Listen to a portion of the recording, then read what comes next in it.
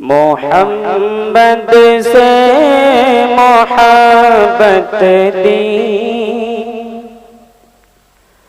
محمد سے محبت دین حق کی شرط اول ہے، محمد سے محبت دین حق کی شرط اول ہے، محمد سے محبت دین حق کی شرط اول ہے، اسی میں ہو اگر خامی تو سب کچھ نامکمل ہے، اسی میں ہو اگر خامی تو سب کچھ نامکمل ہے۔ محمد سے محبت دین حق کی شرط اول ہے، اسی میں ہو اگر خامی تو سب کچھ نامکمل ہے۔ اور یہ بہت ہی خاص شعر آپ کے سماعتوں کے حوالے کرتا ہوں۔ یہی مسجد یہی کعبہ، یہی مسجد یہی کعبہ، یہی گلزار جنت ہے، یہی مسجد یہی کعبہ، یہی گلزار جنت ہے، یہی مسجد یہی کعبہ، یہی گلزار جنت ہے، چلے آؤ مسلمانوں، because we all are the children of the same father, Hazrat Adam alayhi salam. No one is superior to another. Why? What is the reason of this equality? Because our Lord is one, our book is one, our all teachings are the same for all. Then how can anyone claim to be better than someone else? Unity means that we do not oppress one another, and that we cannot see any Muslim brother being wrong. As I mentioned in the hadith of our Prophet Muhammad sallallahu alayhi wa sallam, al-mu'minuna kajasadin wahid, in ishtaka aynuhu ishtaka kullu, wa in ishtaka ra'suhu ishtaka kullu. This hadith teaches us that just as pain in one part of the body affects the whole, so too should the suffering of one Muslim be felt by all others with the same urgency, care and compassion. In the end, I will just say this and conclude my words. If you remain united, you will shine. If you remain united, you will become strong. If you remain united, you alone will stand with pride and honor. Unity is the protection of our faith, our religion, and our whole society. Here I conclude my words. وآخر دعوانا الحمد لله رب العالمين. Thank you. میں اردو مقالہ پیش کرنے کے لیے مفتی زید الحق صاحب کو دعوت دیتا ہوں۔ ہے قسطوں پر خرید و فروخت کے شرعی احکام۔ بسم الله الرحمن الرحيم الحمد لله المحكم الذي علم بالقلم علم الإنسان ما لم يعلم والصلاة والسلام على النبي الخاتم صلى الله عليه وسلم۔ قسطوار خرید و فروخت کے احکام۔ شریعت اسلام نے ربا کو حرام اور خرید و فروخت کو جائز قرار دیا ہے۔ रिबा की हुर्मत और बय व शिरा की किल्लत की सराहत किताब व सुन्नत में मौजूद है। खरीद फरोख्त की मुख्तलिफ सूरतें इब्तिदाई इस्लाम से अब तक राइज हैं। ख़ासतौर से हमारे इस ज़माने में इतनी सूरतें सामने आती रहती हैं, उन्हीं में से बय तक़सीम भी है। उस सूरत की जवाज़ पर तकरीबन तमाम उलमा और मुफ्तियान किराम के इत्तिफ़ाक़ है। अलबत्ता बय तक़सीम के जवाज़ की चंद शर्तें हैं जिनकी रिआयत हर हाल में ज़रूरी है। शर्त नंबर 1, मामला जो भी तय हो तराज़ी तरफ़ाइन से हो, और ये शर्त कुरान मजीद में सराहत के साथ मौजूद है। क़ौलुहु तआला या अय्युहल्लज़ीना आमनू ला तअकुलू अम्वालकुम बैनकुम बिल बातिल इल्ला अन तकून तिजारतन अन तरादिन मिनकुम, सूरह अन-निसा आयत नंबर 29। शर्त नंबर 2, औज़ीन मालूम मुतअय्यन हो और ऐसी जहालत ना हो जो तनाज़ुअ का सबब बन जाए। ومنها أن يكون المبيع معلوما والثمن معلوما علما يمنع من المنازعة، فبيع المجهول جهالة تفضي إليها غير صحيح كبيع شاك من هذا القطيع، الفتاوى الهندية كتاب البيوع جلد نمبر 3 صفحہ نمبر 6۔ شرط نمبر 3، ثمن کی ادائیگی کے لیے مدت متعین ہو اور ایسی جہالت نہ ہو جس سے جھگڑے کا اندیشہ ہو، البتہ معمولی جہالت نقصان دہ نہیں ہے۔ وَأَمَّا الْخَاصَّةُ فَمِنْهَا مَعْلُومِيَّةُ الْأَجَلِ فِي الْبَيْعِ بِثَمَنٍ مُؤَجَّلٍ الْهِندِيَّةِ كتاب البيوع جلد نمبر 3 صفحہ نمبر 6۔ شرط نمبر 4، ثمن اقوال ربویہ میں سے نہ ہو جن پر قبضہ مجلس عقد ہی میں ضروری ہوتا ہے۔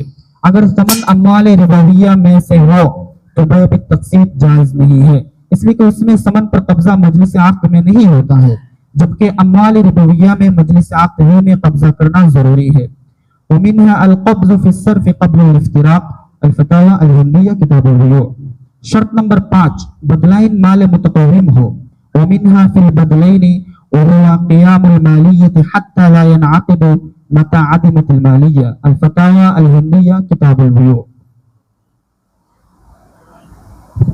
شرط نمبر 6، اس میں غرر و دھوکہ نہ ہو، جیسا کہ حدیث پاک میں مروی ہے عن ابی ہریرہ رضی اللہ تعالی عنہ ان رسول اللہ صلی اللہ علیہ وسلم مر على صبرة من طعام فأدخل يده فيها فنالت أصابعه بللا فقال يا صاحب الطعام ما هذا؟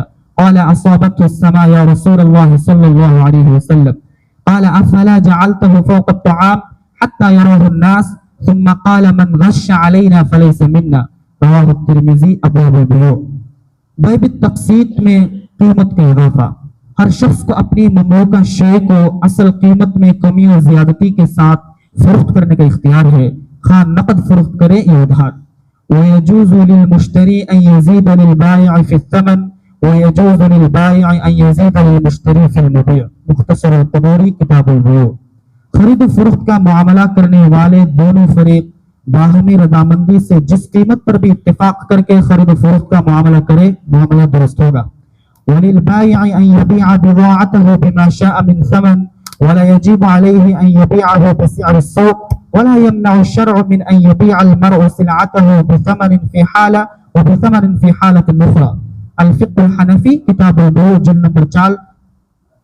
نیز فقہ کی کتابوں میں اس بات کی صراحت ملتی ہے کہ مدت کے مقابلے میں قیمت میں اضافہ کرنا جائز ہے۔ الا یرى انه يزاد في الثمن لاجل الاجل، الہدایہ کتاب البیوع۔ اذا قال بعتك هذا العبد فی ہونے کی وجہ سے نبی کے ساتھ ایک بڑا اس کی مشابہت ہے، یہی وجہ ہے کہ مدت کی وجہ سے ثمن میں اضافہ کیا جاتا ہے۔ یہی مسلک حنفیہ، شافعیہ بلکہ جمہور فقہاء و محدثین کا ہے۔ نقد اور ادھار فروختگی پر بمقاصر روپیہ ہوگی، تو اس صورت کی جواز اور عدم جواز کے سلسلے میں تفصیل یہ ہے کہ اگر مجلس عقد ہو میں دونوں فریق کسی ایک صورت پر اتفاق کر لیتے ہیں،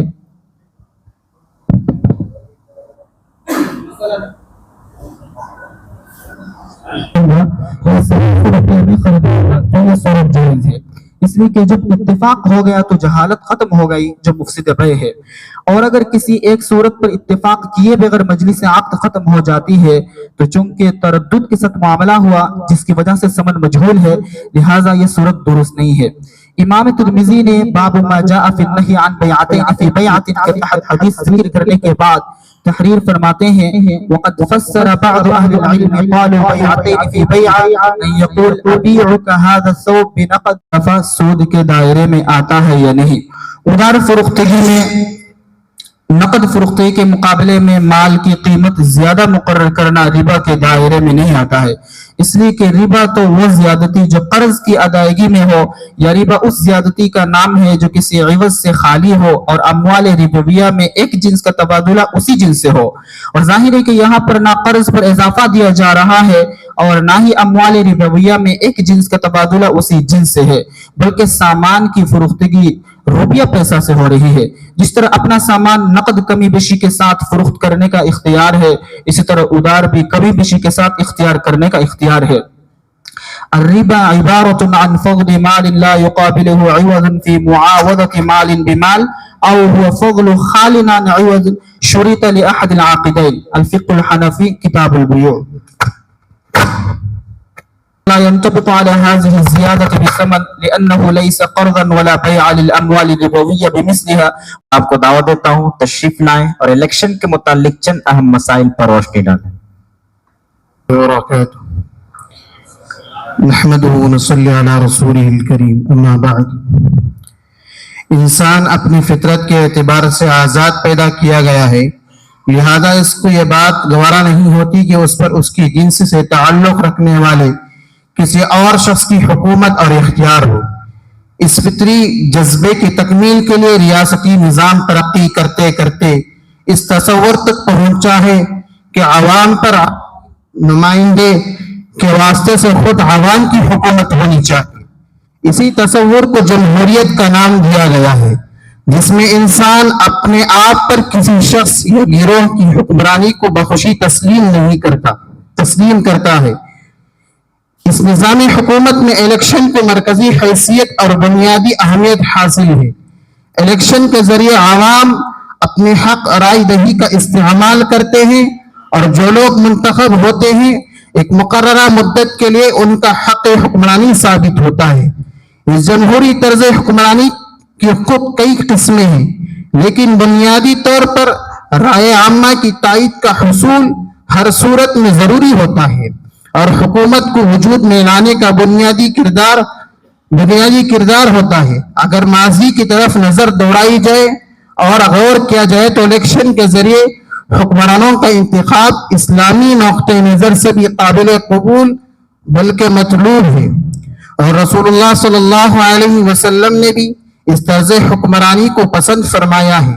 اس کی واضح دلیل یہ ہے کہ آپ صلی اللہ علیہ وسلم نے مسلمانوں کو اپنے اختیار سے اپنا حکمران منتخب کرنے کا حق دینے کی غرض سے اپنے بعد خلیفہ نامزد نہیں کیا، اگرچہ آپ صلی اللہ علیہ وسلم نے امام بنا کر ایک لطیف اشارہ کر دیا کہ حضرت ابو بکر رضی اللہ عنہ کو اس منصب میں لانا چاہیے. اگر آپ صراحتاً ان کی خلافت کا اعلان فرما دے تو صحابہ اسے حقدار رسیدگی کا مفزاق سمجھتے، لیکن بادشاہت کی جگہ خلافت، آمریت کی جگہ شورائیت کو فروغ دینے کے لیے آپ صلی اللہ علیہ وسلم نے خلافت صدیقی کی صراحت کرنے سے گریز فرمایا. اور علماء کا اس بات پر اتفاق ہے کہ حضرت ابو بکر رضی اللہ عنہ کی خلافت خود بخود مستحق نہیں ہوئی، بلکہ جب صحابہ کرام نے آپ کے ہاتھوں پر بیعت کر لی تبھی آپ کی خلافت وجود میں آئی. اسی طرح حضرت عمر رضی اللہ عنہ کو اگرچہ حضرت ابو بکر رضی اللہ عنہ نے نامزد فرمایا، لیکن صرف اس نامزدگی کی وجہ سے حضرت عمر رضی اللہ عنہ خلیفہ نہیں ہوئی، بلکہ صحابہ نے آپ کے ہاتھوں پر بیعت کر لی تبھی آپ کی خلافت منعقد ہوئی. آج بھی اگر کسی خطے میں اسلام کا مطلوبہ نظام خلافت قائم ہو تو اس کی شکل یہی ہوگی کہ عوام اپنے نمائندے منتخب کرے اور یہ نمائندے حکمران کا انتخاب کرے. اتھارٹی کی موجودگی میں اپنی رائے اہل اور مستحق شخص کے حق میں دینے کا نام ہے. پس کسی امیدوار کو ووٹ دینا دراصل اس بات کی گواہی ہے کہ وہ فلاں منصب کا اہل ہے، دیانتداری کے ساتھ اپنی ذمہ داری کو ادا کر سکتا ہے، اس میں قوم و ملت کا درد ہے، خدمت خلق کا جذبہ ہے، وہ ملک کا خیر خواہ ہے، ایسے امیدوار کو ووٹ دینا سچی گواہی ہے۔ اس کے برعکس نااہل، خائن اور خود غرض امیدوار کو ووٹ دینا جھوٹی گواہی ہے، اور جھوٹی گواہی دینا گناہ کبیرہ ہے۔ جس طرح شرک اللہ تعالیٰ کے نزدیک ناپسندیدہ اور گناہ کبیرہ ہے، ایسے ہی جھوٹی گواہی بھی اللہ تعالیٰ کے نزدیک ناپسندیدہ ہے۔ اللہ تعالیٰ کا ارشاد ہے فَاجْتَنِبُوا الرِّجْسَ مِنَ الْأَوْثَانِ وَاجْتَنِبُوا قَوْلَ الزُّورِ، سو بتوں کی گندگی سے بچتے رہو اور جھوٹی گواہی بات سے بچتے رہو۔ ایک موقع پر آپ صلی اللہ علیہ وسلم نے حضرات صحابہ کرام رضوان اللہ علیہم اجمعین کو خطاب کرتے ہوئے فرمایا، کیا میں تم لوگوں کو سب سے بڑا گناہ نہ بتاؤں؟ صحابہ نے عرض کیا، کیوں نہیں یا رسول اللہ صلی اللہ علیہ وسلم؟ آپ صلی اللہ علیہ وسلم نے ارشاد فرمایا، اللہ کے ساتھ شریک کرنا، والدین کی نافرمانی کرنا۔ پھر آپ ٹھیک سے بڑھ گئے، حالانکہ اس سے پہلے ٹیک لگائے ہوئے تھے۔ فرمایا، سنو، شہادت زور یعنی جھوٹی گواہی اور برابر دہراتے رہے، یہاں تک کہ ہم لوگوں کو خیال ہوا کہ کاش آپ صلی اللہ علیہ وسلم خاموش ہو جائے۔ سچی گواہی دینا جہاں اجر و ثواب اور احیاء حق کا باعث ہے، وہیں قومی مذہبی فریضہ بھی ہے۔ چنانچہ اللہ تعالیٰ کا ارشاد ہے، یا ایھا الذین آمنوا کونوا قوامین للہ شہداء بالقسط، اے ایمان والو، اللہ کے لیے پوری پابندی کرنے والے اور عدل کے ساتھ شہادت دینے والے بنے رہو۔ ایک طرف سچی گواہی پر جنت کا وعدہ تو دوسری طرف سچی گواہی چھپانے کو جرم عظیم اور سنگین گناہ قرار دیا۔ وَلَا تَكْتُمُوا الشَّهَادَةَ وَمَن يَكْتُمْهَا فَإِنَّهُ آثِمٌ قَلْبُهُ، اور گواہی مت چھپاؤ، اور جو شخص اس کو چھپا دے تو بے شک اس کا دل گنہگار ہے۔ اس لیے نااہل خائن کو ووٹ دینے سے احتراز اور مستحق ولایت اور باصلاحیت امیدوار کو ووٹ دینا واجب ہے۔ ووٹ دینا گواہی دینا ہے اور سچی گواہی دینا واجب ہے۔ لہذا جب حق کو حاصل کرنے اور ظلم سے روکنے کے لیے گواہی دینی ضروری ہو جائے، جیسا کہ موجودہ سورہ حق حال ہے، تو ووٹ نہ دینا قرآن کی زبان میں گواہی کو چھپانا ہوگا، اور یہ گناہ اور حرام ہے۔ چنانچہ اللہ تعالیٰ کا ارشاد ہے، وَلَا تَكْتُمُوا الشَّهَادَةَ وَمَن يَكْتُمْهَا فَإِنَّهُ آثِمٌ قَلْبُهُ، اور گواہی مت چھپاؤ، اور جو شخص اس کو چھپا دے بے شک اس کا دل گنہگار ہے۔ لہذا مذکورہ بالا آیت شہادت اور درج ذیل وجوہات کی بنیاد پر ووٹ دینا شرعاً واجب ہے۔ ووٹ دینے سے گریز کرنا شہادت چھپانا اور گناہ کبیرہ ہوگا۔ میسر ہو رمضان مدینے میں، آمین بے شک، ہر سال میسر ہو رمضان مدینے میں، آقا کے بنے ہم بھی مہمان مدینے میں، آقا کے بنے ہم بھی مہمان مدینے میں۔ میرے لیے بے شک وہ ارمانوں کی منزل تھی، نکلے ہیں میرے دل کے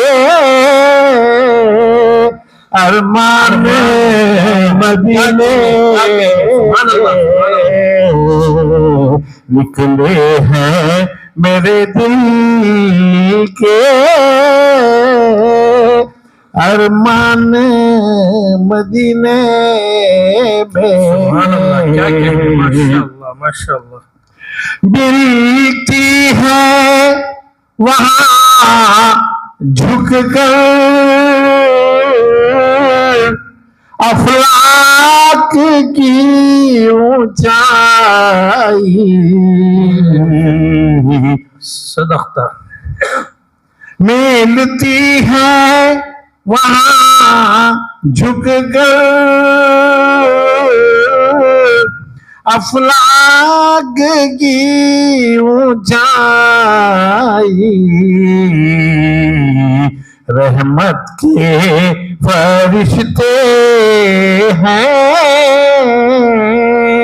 دربان مدینے کیا کہتے ہیں ماشاءاللہ ماشاءاللہ رحمت کے فرشتے ہیں دربان مدینے میں قسمت کے سنورنے میں کچھ دیر نہیں لگتی قسمت کے سنورنے میں کچھ دیر نہیں لگتی جاری ہے ہر ایک لمحہ فیضان مدینے بہت جاری ہے ہر ایک لمحہ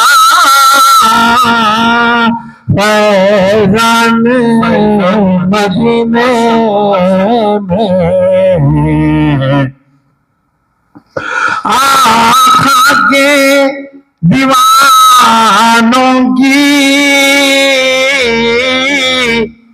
حالت ہی جب دیکھی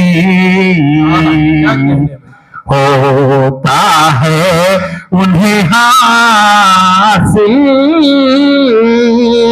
عرفان مدینے میں ہوتا ہے انہیں حاصل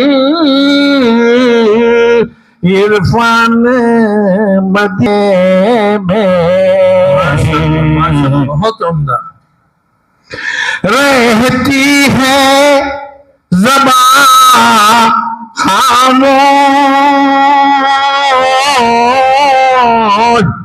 ہوتے ہیں رواں سبحان اللہ رہتی ہے زبان خاموش ہوتے ہیں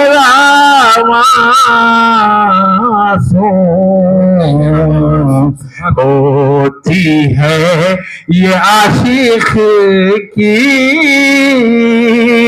پہچان مدینے ہوتی ہے یہ عاشق کی پہچان مدینے میں ہوتی ہے یہ عاشق کی پہچان مدینے میں جاتے ہیں وہاں جو بھی بھر لاتے ہیں وہ جھولی رہتے ہیں جو نبیوں کے سلطان مدینے میں رہتے ہیں जो मदीना मुनव्वरा आए और आकाए दो जहां सल्लल्लाहु अलैहि वसल्लम के हाथों पर बैयत करके उन्होंने ईमान को कबूल किया, उस पर यह शेर बन गया था कि आकाए दो जहां सल्लल्लाहु अलैहि वसल्लम से उन्होंने मिलकर जो सैराब हुए, तो एक हजरत सलमान फारसी पर वो शेर बन गया था, एक उम्र रहे हक में हर दीन को अपनाया, सैराब हुए आकर सलमान मदीने में।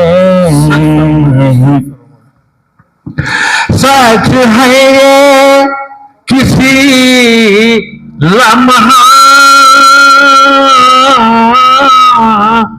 कुछ शौर नहीं होता,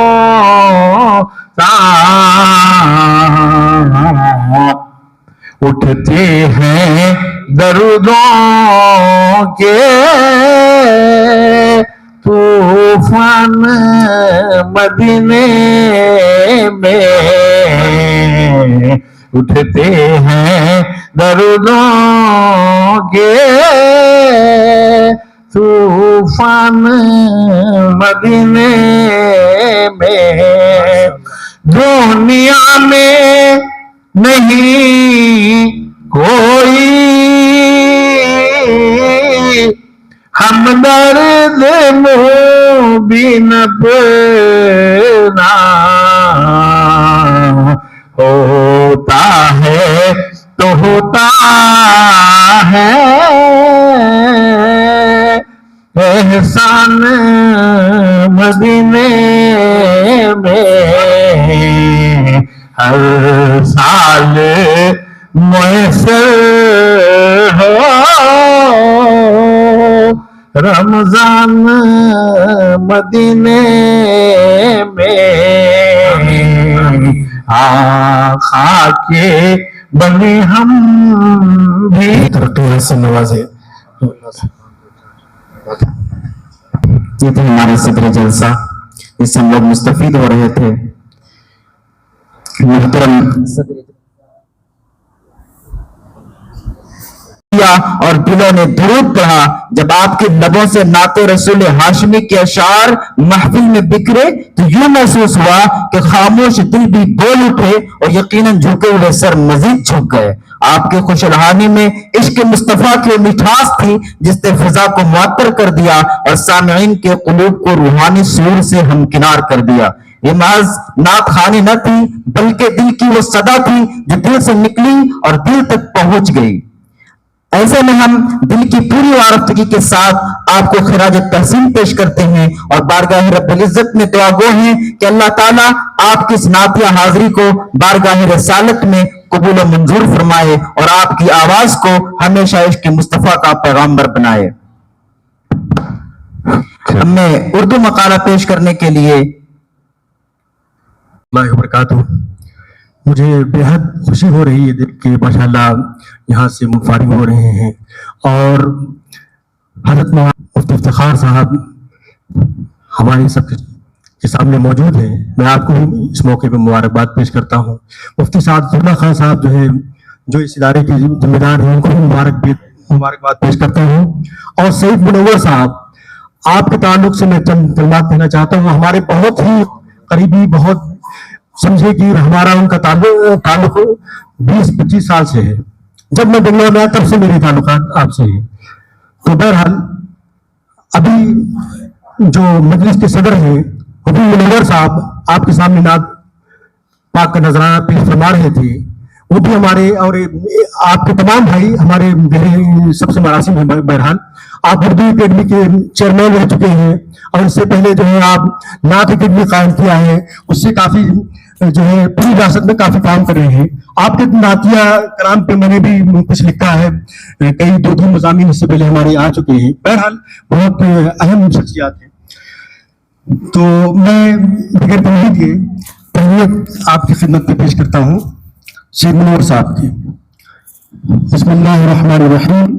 علم دین بالخصوص تعلیم افتاء امت مسلمہ کے لیے نہایت اہم، نازک اور ذمہ دارانہ شعبہ ہے. مفتی وہ شخصیت ہوتا ہے جو کتاب و سنت کی روشنی میں بدلتے حالات میں امت کی صحیح رہنمائی کرتا ہے، شریعت کی حفاظت کا فریضہ انجام دیتا ہے اور لوگوں کے عملی مسائل کا حل پیش کرتا ہے.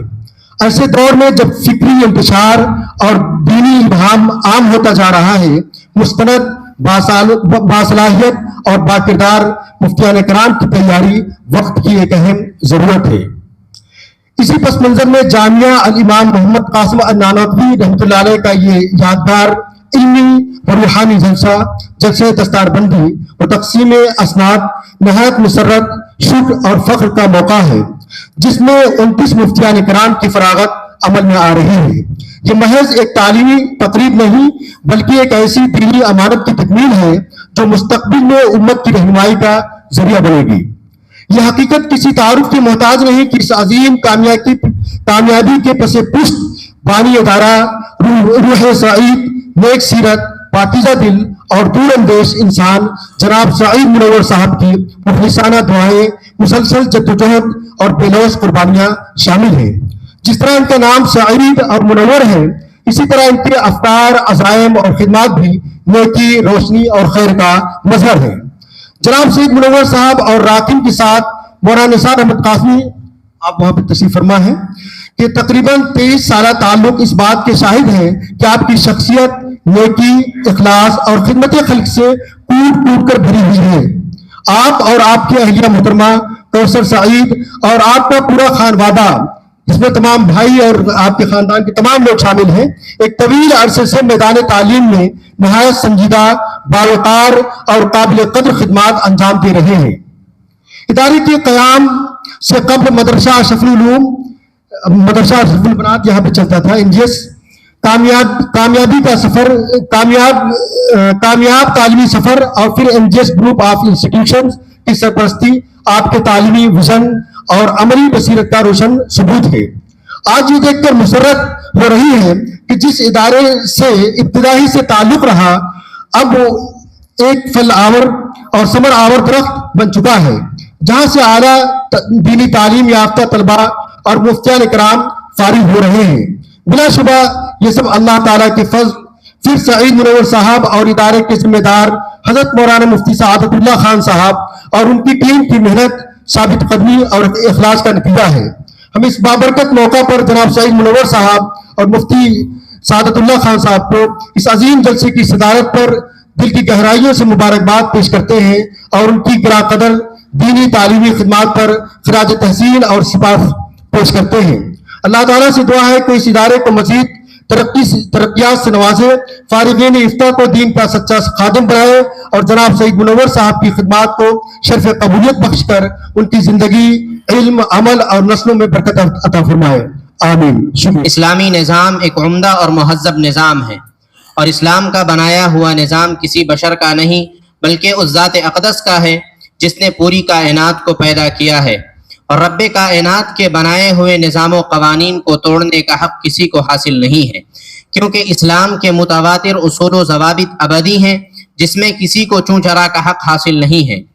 اگر کوئی شخص اس میں نقص نکالتا ہے یا اس میں اضافہ کرتا ہے تو گویا کہ وہ رب کائنات کے بنائے ہوئے قانون کی خلاف ورزی کرتا ہے، اور رب کائنات کے بنائے ہوئے قانون کی خلاف ورزی کرنا اپنے آپ کو ہلاکت میں ڈالنا ہے اور اپنے آپ کو مصیبت میں جھونکنا ہے. لیکن موجودہ دور میں یونیفارم سول کوڈ کا مسئلہ بہت عروج پر ہے، اور اس کا ساتھ دینے والے ساتھ دے رہے ہیں اور ہم نوائی کر رہے ہیں. لیکن اس بات کا بھی علم ہونا چاہیے کہ یونیفارم سول کوڈ ہے کیا.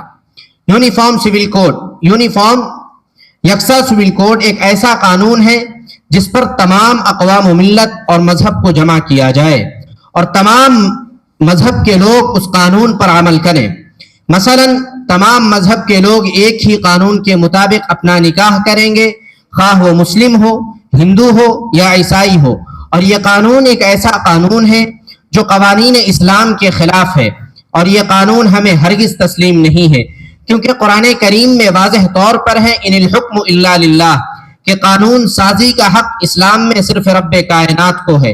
اور مذکورہ کلام قرآن کریم میں 3 جگہ وارد ہے. ان الحکم الا للہ، سورۃ الانعام، سورہ یوسف پارہ نمبر 12 اور پارہ نمبر 13 میں یہ آیت موجود ہے.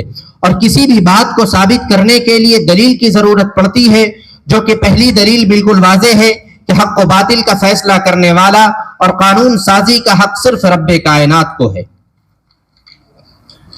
حتیٰ کہ جناب محمد الرسول اللہ صلی اللہ علیہ وسلم کو بھی اسلام کے قوانین توڑنے کا حق حاصل نہیں ہے، کیونکہ آیت قرآن وَإِذَا تُتْلَى عَلَيْهِمْ آيَاتُنَا بَيِّنَاتٍ قَالَ الَّذِينَ لَا يَرْجُونَ لِقَاءَ نَأْتِ بِقُرْآنٍ غَيْرِ هَذَا أَوْ بَدِّلْ الآیہ، سورہ یونس پارہ نمبر 11 آیت نمبر 15.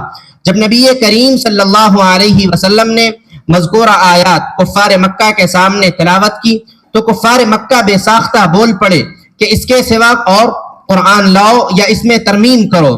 تو آپ صلی اللہ علیہ وسلم نے جواب دیا کہ میں اس میں رد و بدل نہیں کر سکتا، اور میں جو بھی کلام کرتا ہوں وہ سب میری جانب وحی کی جاتی ہے. اگر میں اس میں رد و بدل کروں تو میں اپنے خالق کا نافرمان ہو جاؤں گا. تو مذکورہ آیات سے یہ بات معلوم ہوتی ہے کہ اسلام میں قانون سازی کا حق نبی کو نہیں، تو پھر آج کے پی ایم، سی ایم یا ڈی ایم کو یہ حق کیسے حاصل ہو سکتا ہے؟ دوسری دلیل الا لہ الحکم، اس جملے میں بھی اس بات کی طرف اشارہ ہے کہ قضاء اور فیصلے کا حق صرف رب کائنات کو ہے. تیسری دلیل فالحکم للہ العلی الکبیر، سورۃ المؤمن آیت نمبر 12. الذی لا يحکم الا بالحق ولا یقضی الا بما تقتضیہ الحکمہ، رب کریم سے بہتر کوئی حکمت کو نہیں جانتا ہے، تو رب کریم کا فیصلہ حکمت کے مطابق ہی ہوتا ہے اور برحق ہوتا ہے، اور جب اس کا فیصلہ برحق ہے تو اس میں کسی کو بھی چوچرا کا حق حاصل نہیں ہے. مذکورہ دلائل سے یہ بات عیاں اور بیاں ہو جاتی ہے قانون انسان حامی ہے وہ اس بنیاد پر کہ نظام اسلام اور قانون اسلام موجودہ دور میں کمزور پڑ گیا ہے، لہذا اس میں رد و بدل کی ضرورت ہے. اور یہ خود اس کے قائل نہیں ہوئے ہیں، بلکہ مستشرقین اور ان کے ہم نواؤں نے اس پر ابھارا ہے کہ وہ یکساں سول کوڈ کے حق میں اپنا ووٹ پیش کرے. بلکہ سچائی تو یہ ہے کہ اگر یہ لوگ اسلام کے قانون کا انصاف اور دیانتداری سے مطالعہ کرتے، اس میں غور و فکر کرتے، تو شاید ان کے دل میں کوئی تشویش پیدا نہیں ہوتی، اور یہ مستشرقین کے دھوکے میں نہ آ کر قرآن و حدیث کا انصاف کے ساتھ مطالعہ کرتے اور اکابر علماء سے سمجھنے کی کوشش کرتے اور اس میں غور و فکر کرتے، تو اسلام کی صداقت، اس کی حقانیت اور اس کا عدل و انصاف، اس کا منظم قانون ان سے مخفی نہیں رہتا اور کوئی اعتراض ان کے دل میں پیدا نہیں ہوتا. بہرکیف مقصود یہ ہے کہ یکساں سول کوڈ جیسے پلید قانون کے حق میں اپنا ووٹ ہم ہرگز نہیں دیں گے، کیونکہ اس کے ذریعے ہمارے ایمان کو ٹھیس پہنچانے کی کوشش کی جا رہی ہے، یہ ہمارے ایمان کے ساتھ کھلواڑ ہے. ہم یکساں سول کوڈ کو ہرگز تسلیم نہیں کریں گے. اس لیے ضرورت ہے کہ ایسے وقت میں ان لوگوں کے معاون بنے جو اس قانون کے رد میں اپنی آواز بلند کر رہے ہیں. اللہ تعالی ہماری ملت کی حفاظت فرمائے. آمین. وآخر دعوانا Mufiz al-Islam Qasmi to take the stage. Please warmly welcome Mufti Mufiz al-Islam Qasmi, who will present the speech on the topic of Islam was spread by kindness, not by the sword. الحمدللہ رب العالمین والصلاة والسلام علی سید الانبیاء والمرسلین وعلی آلہ وصحبہ اجمعین. اما بعد فاعوذ باللہ من الشیطان الرجیم. بسم اللہ الرحمن الرحیم. لا اکراہ فی الدین. صدق اللہ العلی العظیم. وقال النبی صلی اللہ علیہ وسلم ان الدین یسر او کما قال علیہ الصلاۃ والتسلیم.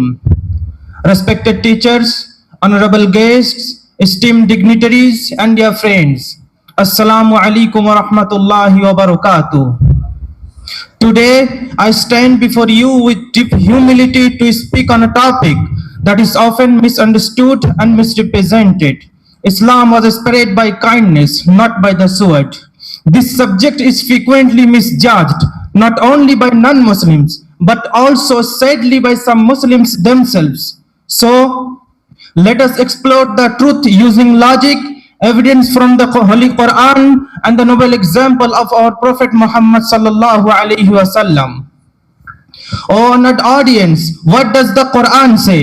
Allah Almighty declares in Surah Al-Baqarah, verse 256, La ikraha fi din. There is no compulsion in religion. Why is this divine statement so important?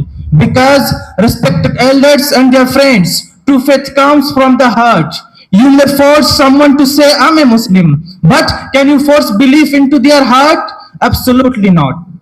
Belief is a choice, not a command, and that is precisely why Islam never allowed forced conversions. Excellencies and noble friends, the Prophet Muhammad sallallahu alayhi wasallam led by kindness. Our beloved Prophet Muhammad sallallahu alayhi wasallam said, Inna ad-deena yusr. Indeed, this religion is easy. He invited people to Islam with compassion, not coercion. My dear friends, Allah subhanahu wa ta'ala said in the Holy Quran, and also let me present a shining example. When the Prophet Muhammad sallallahu alayhi wa sallam journeyed to Taif to call people towards Islam, he was not welcomed. He was rejected, mocked, even stoned until he bled. But what did he do in return? Did he seek revenge? No, my dear friends. He raised hands and made dua for the every people who harmed him. If Islam had truly been spread by the sword, he would have waged war. But instead, he showed forgiveness and mercy. My dear listeners, Quran commands wisdom, not violence. Allah in His infinite wisdom and commands in Surah An-Nahl, verse 1 to 5. ادعو إلى سبيل ربك بالحكمة والموعظة الحسنة. Call to the way of your Lord with wisdom and beautiful advice. My dear audience, think logically. If Islam encouraged forced conversion, why would Allah instruct us to use wisdom and beautiful advice? If Islam was a religion of fear, then why did people from all over the world willingly embrace it, even when Muslims are poor, oppressed, and outnumbered? My dear brothers, what about the verses of war? Yes, the Quran mentions fighting in certain verses. For example, kill them wherever you find them. But let's ask, who are them and why are Muslims commanded to fight them? These verses are revealed in specific historical contexts. When Muslims are under attack, when peace treaties are broken and Muslims are tortured. Allah clarifies this in Surah Al-Hajj, verse 39. أُذِنَ لِلَّذِينَ يُقَاتَلُونَ بِأَنَّهُمْ ظُلِمُوا. Permission to fight is given to those who are being attacked because they were wronged. My dear friends, even then, the respected scholars and fellow Muslims, the Prophet Muhammad sallallahu alayhi wa sallam strictly forbade killing women, children, and the elderly, destroying crops, trees, and the places of worship, forcing anyone to convert to Islam. Can a violent religion have rules of mercy in warfare? My honored teachers and students, the story speaks for itself. If Islam had been spread by force, it would have disappeared once the power is gone. But Islam didn't disappear. It remained and grew because it conquered hearts, not lands. Our beloved Prophet Muhammad sallallahu alayhi wa sallam owned hearts, not by the sword, but through his character and mercy. My dear friends, Islam is peace, not fear. Islam is a religion of faith, peace, justice, and love. Our beloved Prophet Muhammad sallallahu alayhi wa sallam owned by hearts. O youth of Islam, what is our duty today? It is not our job to force Islam upon anyone. Our duty is to deliver the message with love and good manners. May Allah make us to ambassadors of Islam. May He grant us the character of the Prophet Muhammad sallallahu alayhi wa sallam. Wa akhiru da'wana alhamdulillahi rabbil alamin. رب اشرح لي صدري ويسر لي أمري واحلل عقدة من لساني يفقه قولي رب اشرح لي صدري ويسر لي أمري واحلل عقدة من لساني يفقه قولي. محترم حضرات، तलबा की तकरीर का सिलसिला एक तवील था, मगर वक्त की किल्लत की वजह से उसको यहीं पर ही रोक दिया जा रहा है। और इसके बाद हम सब के बुजुर्ग और खुसूसन इस अदारा के मुशफ़िक़ रहनुमा हज़रत मुफ्ती इफ्तिखार साहब दामद बरकातुहू की तकरीर होगी। इससे पहले मैं एक दो बात आप हजरात के सामने अर्ज़ कर देना चाहता हूँ। सबसे पहली बात मैं यह बोलना, हमारे जो NGS के जो डायरेक्टर हैं, ओनर हैं, जनाब सईद मुनव्वर साहब, उनके बारे में एक दो बात अर्ज़ करना चाहता हूँ। जब वो हम लोग यहाँ आए तो उन्होंने बड़ी मोहब्बत के साथ हमसे पेश आए और उन्होंने एक माकूल निज़ाम यहाँ कायम करके हमें दिए। साल भर बगैर किसी तकलीफ के, बगैर किसी दिक्कत के, बगैर किसी मशक्क़त के हम यहाँ एक साल गुजारे, ये उनका एहसान है। और मुझे फ़ोन पर बात करने, किसी को फ़ोन करना और फ़ोन पर लंबी बात करना, ये मेरी तबीयत पे नहीं है, तो मैं कभी फ़ोन नहीं करता था। लेकिन वो खुद मुझे फ़ोन करके बोलते थे कि आपका फ़ोन नहीं आता है। तो मैंने कहा कि आप मसरूफ रहते हैं, इसलिए मुझे फ़ोन करने को डर होता है। तो उन्होंने कहा आप कभी भी फ़ोन करें, रात में करें, दिन में करें, मेरी तरफ से इजाज़त है। और अगर मैं फ़ोन रिसीव नहीं कर सका, बाद में ज़रूर मैं कॉल करूँगा।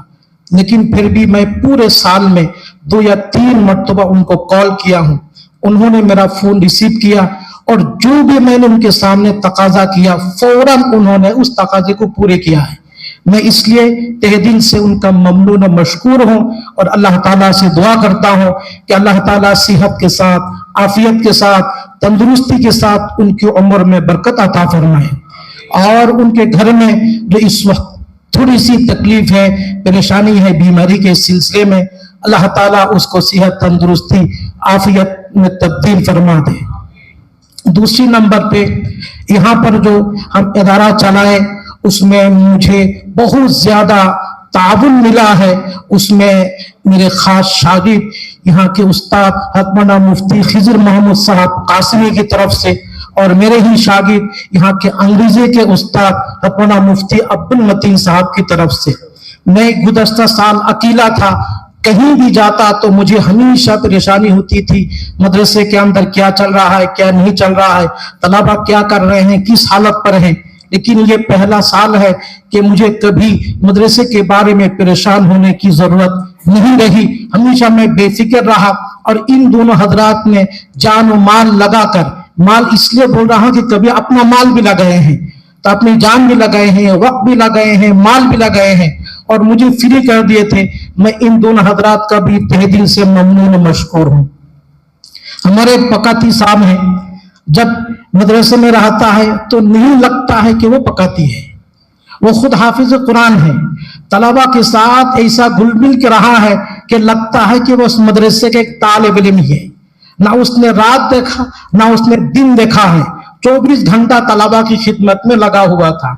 मैं देखा हूँ फजर की नमाज से पहले उठ के तलबा के लिए दूध गर्म कर रहा है और जिस वक्त मैं रात सोने के लिए जा रहा था, कभी उस वक्त भी देखा कि बर्तन साफ कर रहा है। एक मरतबा मेरे पास आया है कि तलबा ज्यादा है, सब्जी ज्यादा काटने की जरूरत पड़ती है, किसी हेल्पर दे दीजिए या तनख्वाह बढ़ा दीजिए। तो जिनके तवस्सुस से वो यहाँ आए थे, मैंने उनको फोन किया, वो भी यहाँ बैठे हुए हैं, हाफिज आलम साहब। तो मैंने उनको फोन किया कि हाफिज असदुल्लाह तनख्वाह बढ़ाने के लिए या हेल्पर के लिए बात कर रहा है और हम शुरुआत में हैं, इस वक्त हमारी इतनी हैसियत नहीं है। अब पता नहीं दोनों के दरमियान क्या बात हुई, असदुल्लाह के मेरे हाथ पकड़ लिया है और रो दिया है और कहा कि मुझे माफ कर दिए, मुझसे गलती हुई। मैं असदुल्लाह का भी तहे दिल से ममनून और मशकूर हूँ कि साल भर घर भी नहीं गया, पूरे साल रमजान के बाद आया है और आज तक घर नहीं गया है, इसी को अपना घर बना के रहा है। अल्लाह ताला उनको जज़ा खैर अता फरमाए और अल्लाह ताला सेहत तंदुरुस्ती के साथ उनकी उम्र में भी बरकत अता फरमाए। तीसरे नंबर पे हमारी कमेटी के जो जिम्मेदार हैं, उन्होंने मुझसे बार बार कहा कि हमारा नाम हम कहीं भी सुनना नहीं चाहते हैं, इसलिए मैं उनका नाम नहीं ले रहा। पूरा साल बगैर किसी फिक्र के, न कभी माल की फिक्र हुई, न कभी खाने की फिक्र हुई, किसी चीज की तकलीफ के बगैर यहाँ पर मैं 1 साल रहा हूं और मेरे ये साथी जिस तरीके से एक दीवार होती है, दीवार की तरह मेरे साथ खड़े हुए थे, कोई भी जरूरत हो। बल्कि कभी कभार मुझे बास साथी ने, खुसूसन अब्दुल मतीन ने मुझे फोन करके बताया है कि मौलाना आप कुछ भी नहीं सुनाते हैं, आपको वो परेशानी आते हैं नहीं बताते हैं, तो हम आपके साथ किस काम के लिए हैं। इस तरीके से मुझे डांटते थे। मैं इन हजरात का भी तहे दिल से ममनून और मशकूर हूं कि इन हजरात ने इतना साथ दिया कि अल्लाह ही इनकी इसका शायर शान इन हजरात को अजर अता फरमाए। यहाँ मदरसे में ये साल 2 शोबे थे, एक शोबा इफ्ता का और एक शोबा उलमा के लिए अंग्रेजी का। इफ्ते के शोबे में तकरीबन 55 तलबा, 50 पर 5 तलबा मुझसे राबता किए थे। उनमें से मैंने चुन के 31 तलबा का दाखिला लिया है, बल्कि 30 तलबा का दाखिला लिया है। एक तालिब इल्म बगैर इजाजत के आ गया था। अब वो इतने दूर से आ गया, उससे मना करना मुझे अच्छा नहीं लगा, उसको भी ले लिया था। मगर 2 तलबा अपनी घरेलू हालात की वजह से, मजबूरी की वजह से वो चले गए हैं और साल के आखिर तक 29 तलबा थे और यहाँ पर इस वक्त 24 तलबा हैं। 5 तलबा बंगाल के थे। SIR में हियरिंग के लिए उनको बुलाया गया। قال الله تبارك وتعالى في كلامه المجيد وَلَقَدْ آتَيْنَا دَاوُودَ وَسُلَيْمَانَ عِلْمًا وَقَالَ الْحَمْدُ لِلَّهِ الَّذِي فَضَّلَنَا عَلَى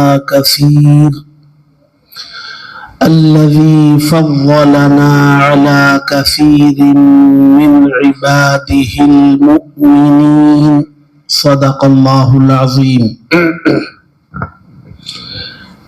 صدر اجلاس محترم جناب مبین منور صاحب زیدہ اقبالو، ان کے بھائی اور اس پورے کیمپس کے مالک محترم جناب سعید منور صاحب، اور اس ادارے کے بانی و محتمم حضرت مولانا مفتی سعادت اللہ صاحب، جامعۃ الامام محمد قاسم النانوتوی، اس ادارے کے بانی و محتمم حضرت مولانا مفتی سعادت اللہ صاحب، اساتذہ اکرام، طلباء عزیز اور دور دراز سے شہر سے تشریف لائے ہوئے مہمانان عزام، ہمارے درمیان ایک نعمت غیر مترقبہ کے طور پر ہمارے جمعیت علماء ہند کے ساتھی جو ہمارے دفتر میں مسجد عبد النبی کے امام و خطیب بھی ہیں اور وہاں آنے جانے والے تمام مہمانوں کی نگرانی اور ان کی دیکھ ریکھ آپ کے ذمے ہے۔ اچانک وہ محترم مولانا عبداللہ سلمان صاحب ندوی کے ساتھ تشریف لائے، بڑی خوشی ہوئی۔ اس وقت کوئی لمبی تقریر کا موقع نہیں ہے اور میری سمجھ میں یہ بھی نہیں آ رہا ہے کہ میں کس موضوع پر بات کروں۔ پہلی بات تو میں یہ کہنا چاہوں گا کہ یہ جو کیمپس ہے، اس کیمپس میں محترم جناب سعید منور صاحب نے شاندار مسجد کوثر کے نام سے یہ تعمیر کی ہے۔ پہلے بھی آیا تھا تو اس مسجد کی تعمیر نے مجھے بہت متاثر کیا۔ اس وقت بھی میں نے کہا تھا کہ دل سے مسجد بنائی گئی ہے، دل سے۔ اسی طرح مدرسے کے عنوان پر کچھ اور تعمیر بھی ہوئی ہے۔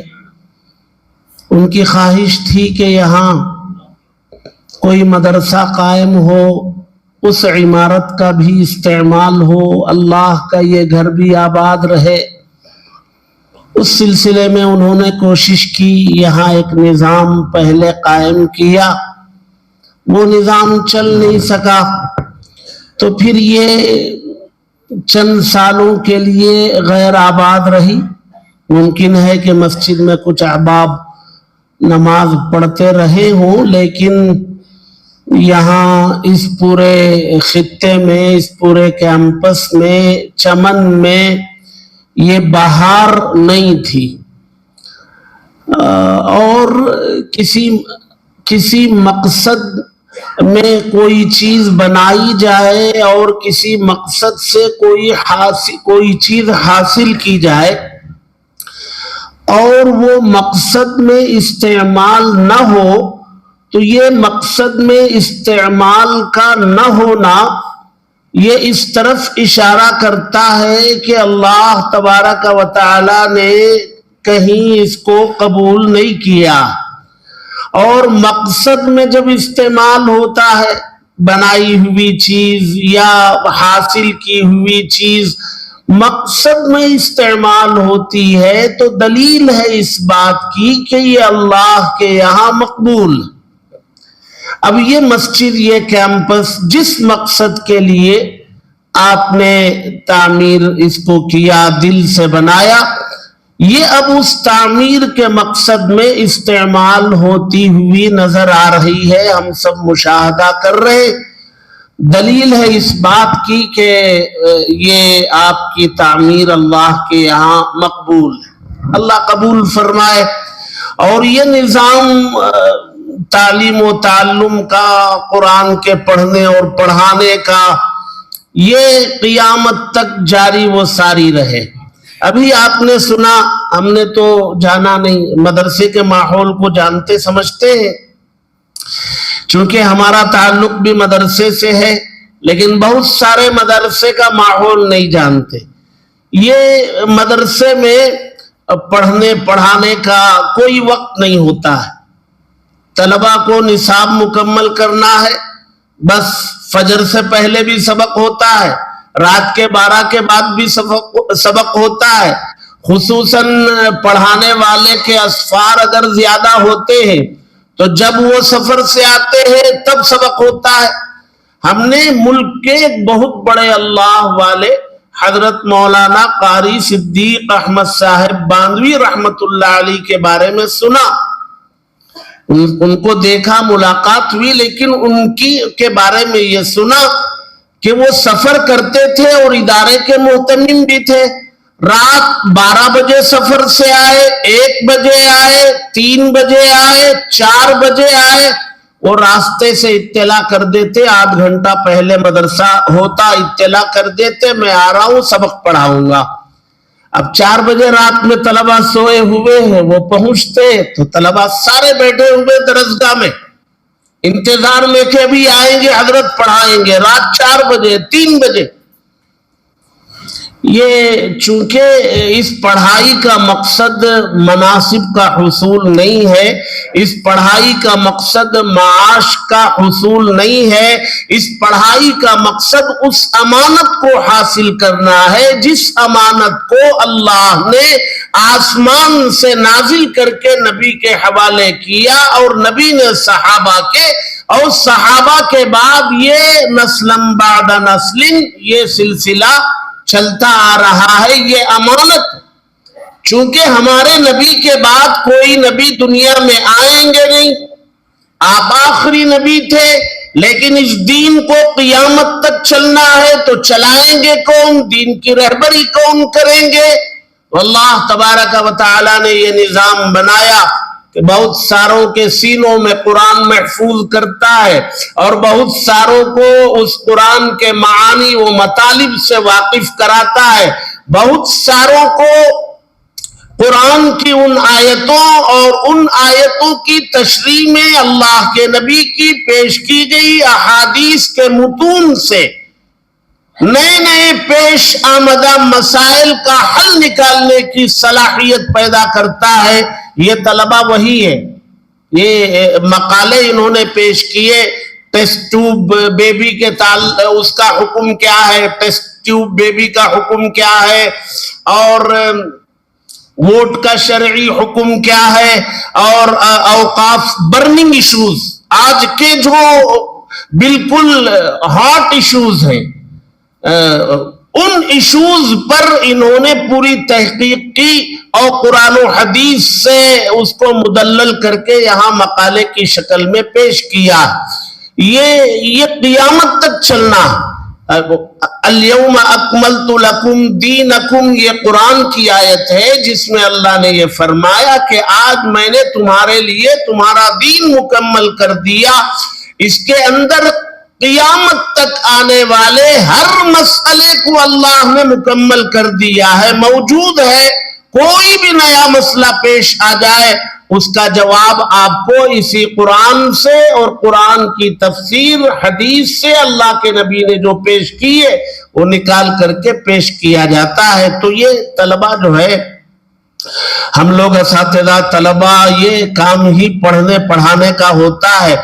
हमारे यहाँ कोई वक्त नहीं होता, चूंकि आप लोगों को ये भी कहा गया है कि अल उलमा वरसतुल अंबिया, अंबिया के वारिस हैं। तो हम लोग वारिस जो है मुशक्कत उठाने में भी हैं, मुजाहदे में भी हैं, रियाजत में भी हैं और तकालीफ को बर्दाश्त करने में भी। मुझे मालूम है मुफ्ती सआदतुल्लाह साहब किन किन मराहिल से गुजरे हैं, गुजर रहे। ये खुशी की बात, आजमाइश से दर्जे बुलंद होते। आजमाइश में काम करने वाले की कदर अल्लाह के पास होती है। आज आप पूरा कुरान पढ़ लीजिए, आप अल्लाह ने जितने अंबिया का तज़किरा किया है उन अंबिया के तज़किरे में उनकी आजमाइश का तज़किरा। जी, हुनालिक इब्तुलियल मुमिनून वज़ुल्ज़िलू ज़िल्ज़ालन शदीदन अम हसिबतुम अन तदखुलुल जन्नह वलम्मा यअतिकुम मसलुल लज़ीना खलौ मिन क़ब्लिकुम अहसिबन नासु अन युत्रकू अन यक़ूलू आमन्ना वहुम ला युफ्तनून। ऐसा नहीं होगा, हमें आजमाया जाएगा। अशद्दु बलाअन अल अंबिया सुम्मल अमसल फल अमसल। पढ़ने के जमाने में फकत नहीं, अब पढ़ने के जमाने में तो जो कुछ परेशानियां आई, कभी खाने में, कभी जागने में, पूरी रात अब सबक होगा, हजरत कह देंगे आज 12 बजे सबक पढ़ाऊंगा, तो क्या करेंगे? नींद की कमी होगी, कभी रात का सालन मिलेगा, कभी नहीं मिलेगा।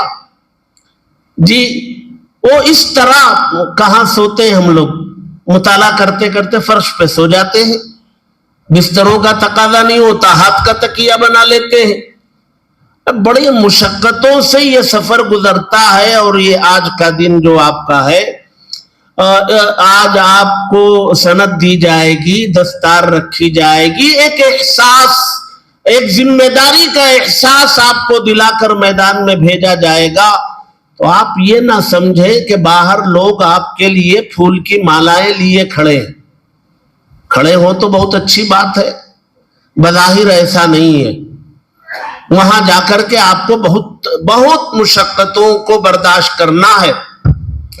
आपने जो पढ़ा है, मसाइल जो पढ़े, जब आप मैदान में आएंगे, आपने पढ़ा कुछ है और माहौल में, उर्फ में कुछ और है। अब आप उस उर्फ को किताब से इंतिबाक करना चाहेंगे और आप चाहेंगे कि हमने जो पढ़ा है उसके मुताबिक ये उर्फ बन जाए, पहले वाला उर्फ खत्म हो जाए, ऐसा नहीं होगा। आपको पहले उस माहौल में अपने आप को दाखिल करना पड़ेगा और दाखिल करके आप उस माहौल में घुल मिल जाएंगे। आपको मालूम है कि वो उर्फ में जो है वो किताब और सुन्नत की रोशनी में सही नहीं है, ये आपके इल्म में है। लेकिन जो लोग अमल कर रहे हैं वो ये समझ रहे हैं कि हमारा अमल सही है। अब इनको, जिन्होंने अमल को सही समझकर मैदान में अमल करते हुए जिंदगी गुजार रहे, आप एक लफ्ज बोलेंगे तो वो कबूल नहीं करेंगे, उनमें आपको घुसना पड़ेगा और ऐसा हो जाना पड़ेगा कि वो आपको अपना मान ले, भाई ये हमारे हैं। اس کے لیے وقت لگے گا جی. اور وہ جب ایک وقت گزرے گا اور آپ کی خدمات، آپ کے معاملات اور آپ کے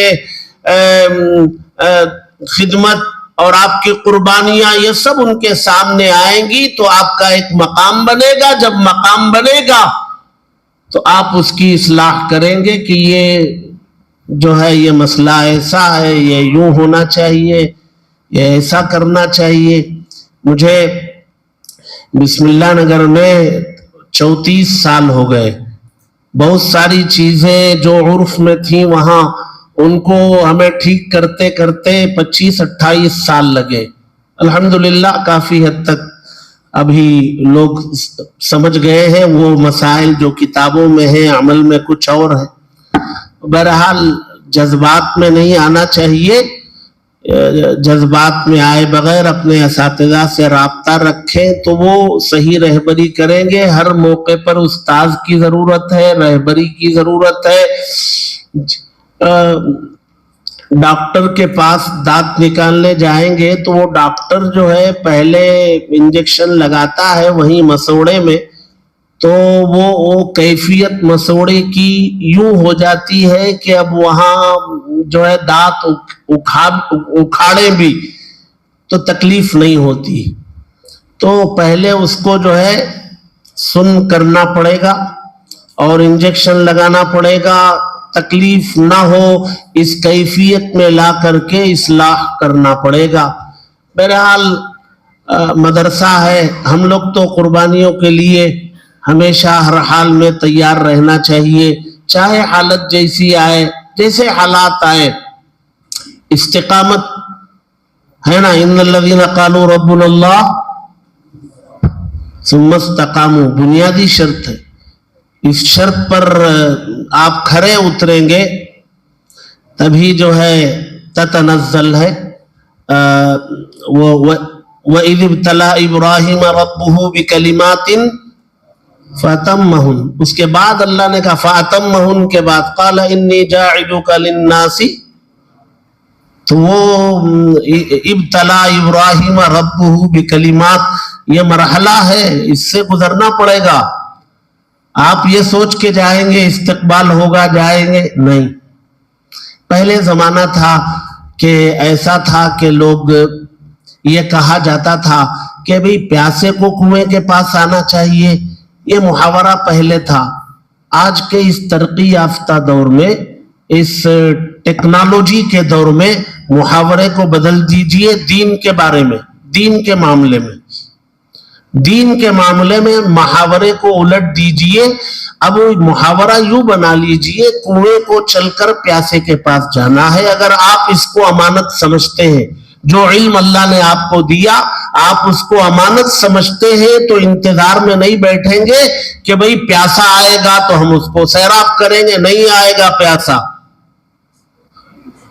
نہیں آئے گا. یہ ترقی یافتہ دور ہے، 1 منٹ ملا تو یہ کھل جاتا ہے. اور اس کے اب تو مسائل سب اسی سے لینے لگے، سب اسی سے مسائل. بچے پیدا ہو رہے ہیں نام اسی سے لیتے. تو مٹھائی کا ڈبہ آتا ہے ہمارے پاس، کیا بھائی مٹھائی؟ وہ لڑکا ہوا حضرت، اچھا کیا نام رکھے؟ وہ ایسا نام بتاتا ہے کہ موڈ ہی خراب ہو جاتا. بھائی کہاں سے لیا آپ نے یہ نام؟ وہ نیٹ سے نکالے. تو آج کا زمانہ جو ہے پیاسا آئے گا نہیں، پیاس ہی نہیں ہے کسی کو. آپ کے ذمہ 2 کام ہے. پہلا کام یہ ہے کہ لوگوں کے اندر پیاس پیدا کریں. آپ ایسا کریں کہ لوگوں کے اندر پیاس پیدا ہو جائے. تو بھی آپ اس کی امید نہ رکھیں اب پیاس پیدا ہو گئی آ جائیں گے ہمارے پاس، نہیں آئیں گے. تب بھی آپ ہی کو کنویں کو چلے جانا چاہیے، جا کر کے سیراب کرنے کی کوشش کرنا چاہیے. یہ جذبہ لے کر کے ہم میدان میں جائیں گے تو بہت کام کر سکیں گے. اور یہی جذبہ لے کے مفتی سعادت اللہ صاحب جو ہے دامت برکاتہم آئے ہیں میدان میں اور کام کر رہے ہیں. جو قربانی ان کی ہے نا، ہم تو اس کا تصور نہیں کر سکتے. شاید میں جب آیا ہوں گا میدان میں 90 پر 494 میں، تو وہاں بھی حالات تھے، ان حالات سے ہم بھی گزرے ہیں. لیکن बहरहाल हम तो ये समझते हैं कि एक तो हालात जब आते हैं तो काम में मजा आता है, अपोजिशन मजबूत हो तो रूलिंग में मजा आता है, अपोजिशन ही ना हो तो काम क्या है, मजा ही नहीं आता। रमजान में रोजे रखने में वो मजा नहीं आता जो मजा गैर रमजान में रखने में आता। कोई माहौल नहीं है ना, माहौल ही नहीं है, आप रोजा रखिए आपको बड़ी लज्जत मिलेगी। रमजान में सब रखते हैं, हम भी रखते हैं, तो माहौल होता है, माहौल में काम करना वो बहुत आसान है। पानी यूं चल रहा है, कश्ती इधर को चलाओ, बहुत आसान है, कश्ती इधर को चलाओ ना, तब कमाल है भाई। उल्टी समत में कश्ती चला रहा है, कमाल है इसका। बहरहाल दो ही बातें मैंने कही कि पहली बात मैंने मोहतरम जनाब सईद मुनव्वर साहब को मुबारकबाद पेश की है, इस पूरे कैंपस के मकसद में इस्तेमाल को मैंने इसके मकबूल होने की दलील के तौर पर पेश किया है, मुबारकबाद पेश की है। दूसरी बात मैंने आपको हमारी बिरादरी के लिए, जिसमें मैं भी हूँ और मोहतमीम साहब भी हैं, आप सब हैं, अपनी बिरादरी के लिए मैंने कहा है कि ये अंबिया के वारिस होने की वजह से नबी को जितना सताया गया मक्के के 13 साल में और मदीने के 10 सालों में, अल्लाह के नबी फरमाते हैं जितना मैं सताया गया कोई और नहीं सताया गया। तो नबी के जो जितना ज्यादा करीब होता है आजमाइश लाजमी है। मैंने आयत पढ़ी थी, उसका तर्जमा करके बात खत्म कर लूं। आयत मैंने ये पढ़ी थी, वलक़द आतैना दाऊद व सुलैमान इल्मा। दाऊद और सुलेमान बाप बेटे हैं और दोनों जलीलुल कद्र पैगंबर हैं। कुरान मजीद में कई पारों में इनका जिक्र है। दाऊद अलैहिस्सलातु वस्सलाम को जबूर भी मिली है, व आतैना दाऊद जबूरा।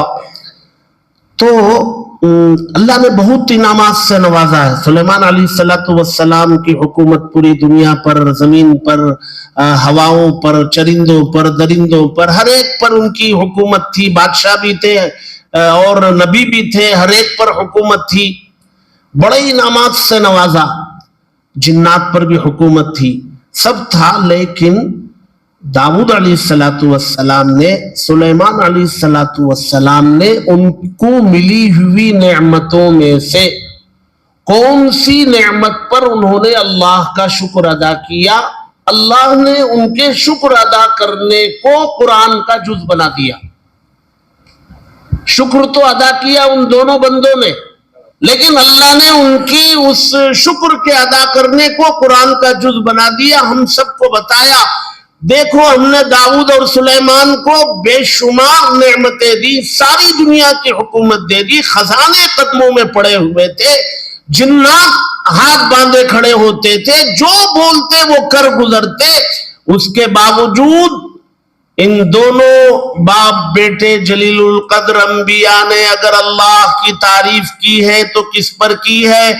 वक़ाला अल्हम्दुलिल्लाहिल्लज़ी वलक़द आतैना दाऊद व सुलैमान इल्मा। अल्लाह ने ये नहीं कहा कि हमने इनको बादशाहत दी, ये नहीं कहा कि हमने इनको जिन्नात पर हुकूमत दी, दरिंदों पर दी, चरिंदों पर दी, सब पर हमने हुकूमत दी, खजाने कदमों में डाले। ये अल्लाह ने जिक्र नहीं किया। उसकी कोई अहमियत होती तो अल्लाह जिक्र करते, थी नहीं अहमियत तो अल्लाह ने जिक्र किया, वलक़द आतैना दाऊद व सुलैमान इल्मा। अल्लाह के नजदीक इसकी अहमियत इल्म की। और पहली वही में वही कहा, इक़रा, पढ़ो, लेकिन शर्त लगा दी बिस्मि रब्बिक। आज हमारा मुआशरा जो भटक रहा है ना, कॉलेजों में, यूनिवर्सिटीज में, डिग्रियों में जाके, बहुत अच्छी चीज है। कुरान की पहली वही जब पढ़ने की है तो पढ़ने का काम ही करना चाहिए, लेकिन पढ़ने के हुक्म को तो याद रखा कौम ने। उसके आगे जो शर्त लगाई वो किसी के सामने नहीं है। शर्त है इक़रा बिस्मि रब्बिक, पढ़ो अपने रब की मारिफत के साथ। अल्लाह का नाम होना चाहिए। अल्लाह ने हमें पैदा किया, क्यों पैदा किया? ये मालूम करके اللہ کے نام کو ذہن و دماغ میں بٹھا کے اپنے بندے ہونے کے تصور کو بٹھا کے تب جو ہے پڑھو، جو چاہے بندے بنے رہو گے. جب بندہ بن کے رہے گا تو اس کی نماز کبھی قضا نہیں ہوگی. بندہ بن کے رہے گا حرام کا کبھی استعمال نہیں کرے گا. بندہ بن کے رہے گا تو ہر ایک کی عزت کرے گا، اکرام کرے گا. چونکہ بندہ ہے تو ہر ایک کی عزت کرے گا، اکرام کرے گا. جی حضوری چاپلوسی نہیں کرے گا. آدمی کے اندر اخلاص ہونا چاہیے، تقوی ہونا چاہیے، استغنا ہونا چاہیے. استغنا ہونا چاہیے. ہمیں جو کچھ ملنا ہے وہ اللہ کے دربار سے ملنا ہے، اور ملتا ہے، بہت ملتا ہے. آپ جو ہے اخلاص کے ساتھ کہیں بیٹھ جائیے اور تقوی کی زندگی کو اپنا لیجئے، اور کسی کے مال کی طرف توجہ آپ کی نہ ہو. آپ کو کے قدموں میں دولت آ کے گرے گی. لوگ آپ کو دیتے ہوئے ڈریں گے کہ پتہ نہیں قبول بھی کریں گے کہ نہیں کریں گے. اس لیے آپ حضرات سب جو ہے یہ ذہن بنا کے باہر جائیں، خوب کام کریں. جو محنت آپ حضرات نے کی ہے، جو علم آپ کو ملا، وہ امانت ہے، وہ کمائی کا ذریعہ نہیں ہے. اور جن لوگوں نے 5 بچوں نے انگریزی شعبے سے بہت کچھ حاصل کیا ہے، وہ انگریزی حضرت نے بھی بتایا، محترم صاحب نے آپ کو، اس امانت کو لوگوں میں منتقل کرنے کے لیے بعض لوگ اس زبان میں اچھا سمجھتے ہیں. دین کو منتقل کرنے کے لیے آپ کو وہ زبان سکھلائی گئی ہے. مال کو حاصل کرنے کے لیے وہ زبان سکھلائی نہیں گئی ہے.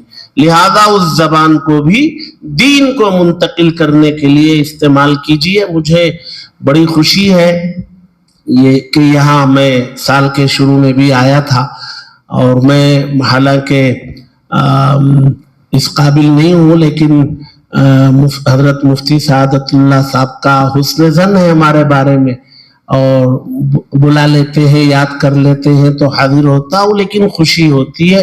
یہ 29 بچے جو ہے پوری طرح تیار ہو کر کے قوم میں جائیں گے. وہ 5 بچے الگ سے انگریزی زبان میں تیار ہو کر کے جائیں گے. کتنا فائدہ ہوگا. بہرحال یہ جتنا خیر یہاں پھیلا ہوا ہے، اور ان سب کے اجر میں، ثواب میں محترم جناب سعید منور صاحب اور ان کی پوری فیملی کا حصہ ہے. اللہ تبارک و تعالی ان تمام خدمات کو قبول فرمائے، اور ہر طرح کی رونق اور بہار سے اس کو مالا مال فرمائے، اور ہم سب کو کہنے سننے سے زیادہ عمل کی توفیق نصیب فرمائے. آمین. وآخر دعوانا ان الحمد. شایا پہن کر کے اترنے کی ضرورت ہے. اور یہ اللہ ایک لباس پہنائیں گے، اتارے نا. انہوں نے اتارا نہیں تھا شہادت تک، آپ اتنی جلدی اتار رہے ہیں. جو طلبہ ہیں ان کو انعام میں یہ کتاب، آپ کو ایک کتاب دی گئی. اس کتاب کا نام ہے فتوی محمودیہ، 25 جلدوں میں ہے. اور ہماری کمیٹی کی ذمہ داروں نے ایک یہ سال طلبہ کے ساتھ بڑی خیر خواہی کی ہے. اللہ ان کے جذبات کو قبول فرمائے. طلبہ کو یہ کتاب لے جانے میں دشواری ہوگی تو یہ کتاب طلبہ کے گھروں کو پہنچا دی ہے. یعنی طلبہ گھر جانے سے پہلے ان کے انعام کی کتاب گھر کو پہنچ گئی ہے. 29 یہ 25 ولیام میں ایک سیٹ ہے. جی. اور جو کتاب ہے اس میں بہت سارے احباب نے رقم دیا ہے. ہمارے سید فضل اللہ صاحب ہیں، ریاض اللہ صاحب ہیں، اور سارے حضرات حاضر ہیں اور نہیں ہیں. اللہ تعالیٰ سب کو اس کا اجر عظیم عطا فرمائے. اور جو انگریزی کے طلبہ ہیں، ایک معارف القرآن انگریزی میں، ایک معارف الحدیث انگریزی میں، اور الرحیق اور انگریزی میں، اور ایک تفسیر ماجدی یہ بھی دی گئی ہے. کل 5 کتابیں انگریزی کے طلبہ کو دی گئی ہے. ایک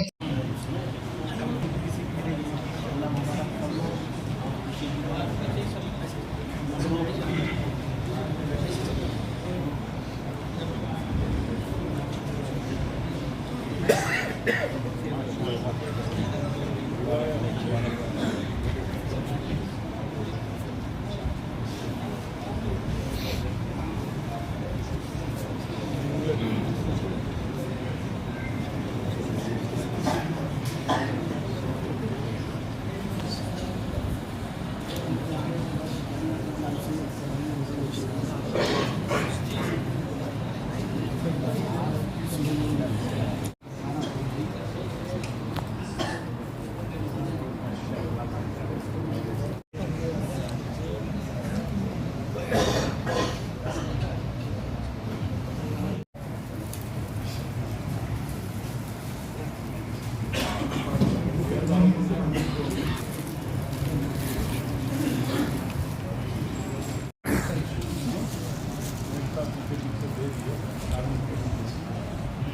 بعد اذان ہوگی، اذان کے بعد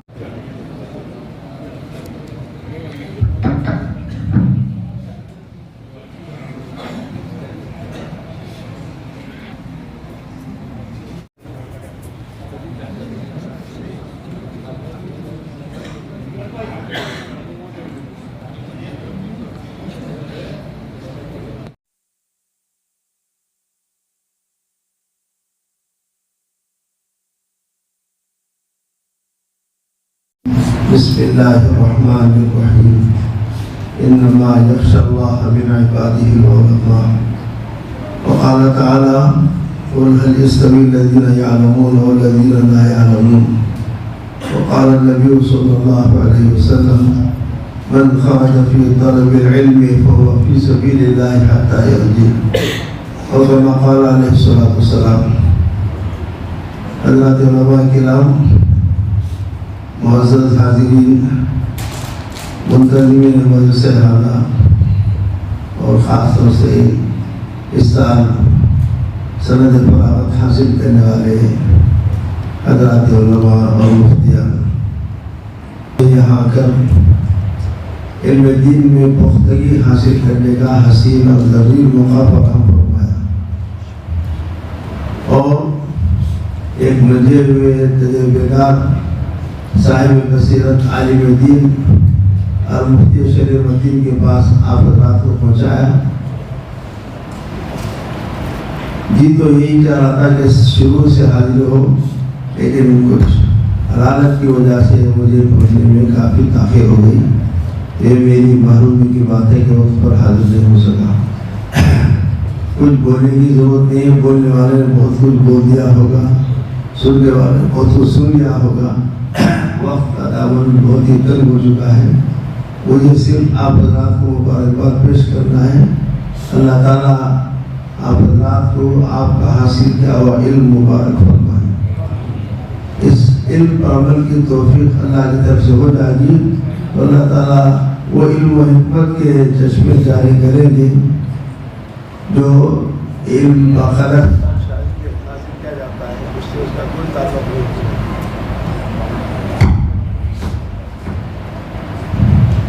علم ظاہری پر آپ حضرات عمل کریں گے اخلاص کے ساتھ تو اللہ تعالیٰ علم و حکمت کے چشمے آپ حضرات کی زبان پر جاری فرمائیں گے. ہمارے جو اکابر اور اسلاف گزرے ہیں انہوں نے جو کچھ فرمایا ہے یا لکھا ہے وہ سب وہ علوم نہیں ہے جو انہوں نے کتابوں میں پڑھا ہے. بہت کچھ ایسے علوم ہیں جو سینہ بسینہ منتقل ہوئے ہیں، بلکہ کچھ علوم وہ بھی ہیں جو کہیں سے ان کو حاصل نہیں ہوا، اللہ نے خود ان کے دل میں اس کا فیضان جاری کیا. تو آپ حضرات سے امید ہے کہ آپ کے مربی، آپ کے معلم نے یقیناً ان باتوں کی طرف توجہ دلائی ہوگی. ظاہر علم حاصل ہونا بھی کوئی معمولی بات نہیں ہے. اسی ظاہر علم کو حاصل کرنے کے بعد ہی یہ سارے علوم حاصل ہوتے ہیں. بہت کم ایسا ہوا ہے کہ اللہ تعالیٰ نے کسی امی کو دین کا رہبر اور رہنما بنایا. بہت کم. شاہ عبدالعزیز دباغ ہیں، سید احمد شہید رائے بریلوی ہیں، حضرت حاجی اللہ مہاجر ملکی ہیں.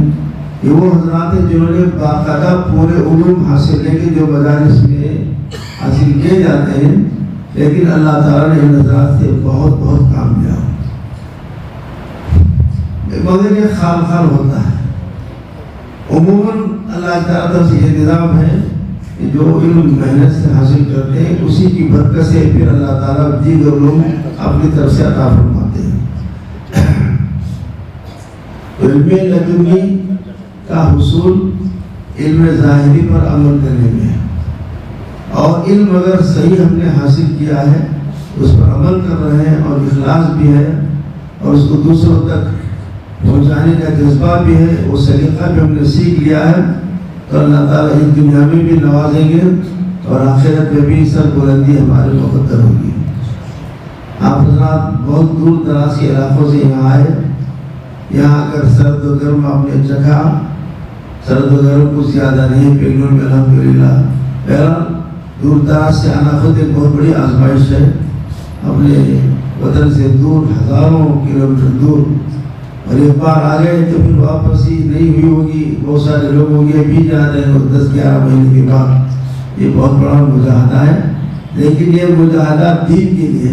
लोग दुनिया के लिए इससे भी ज़्यादा मुजाहदा कर लेते हैं। बार लोग जाते हैं 4-4, 5-5 साल अपने घर नहीं लौटते हैं, उसके बाद क्या क्या हालात उन पर पेश आते हैं, अहले खाना पर, सबको खतरा पेशानी के साथ बर्दाश्त कर लेते हैं।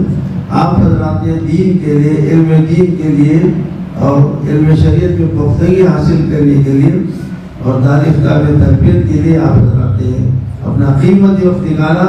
तो यूँ समझे कीमती वक्त कीमती काम के लिए निकाला है। आपका ये वक्त निकालना बेकीमत नहीं रहेगा, शख्सियत भी कीमती, वक्त भी कीमती और मौजू भी कीमती, मकसद भी कीमती। इंशाअल्लाह आप हज़रात भी आखिरत कीमती पर गए होंगे।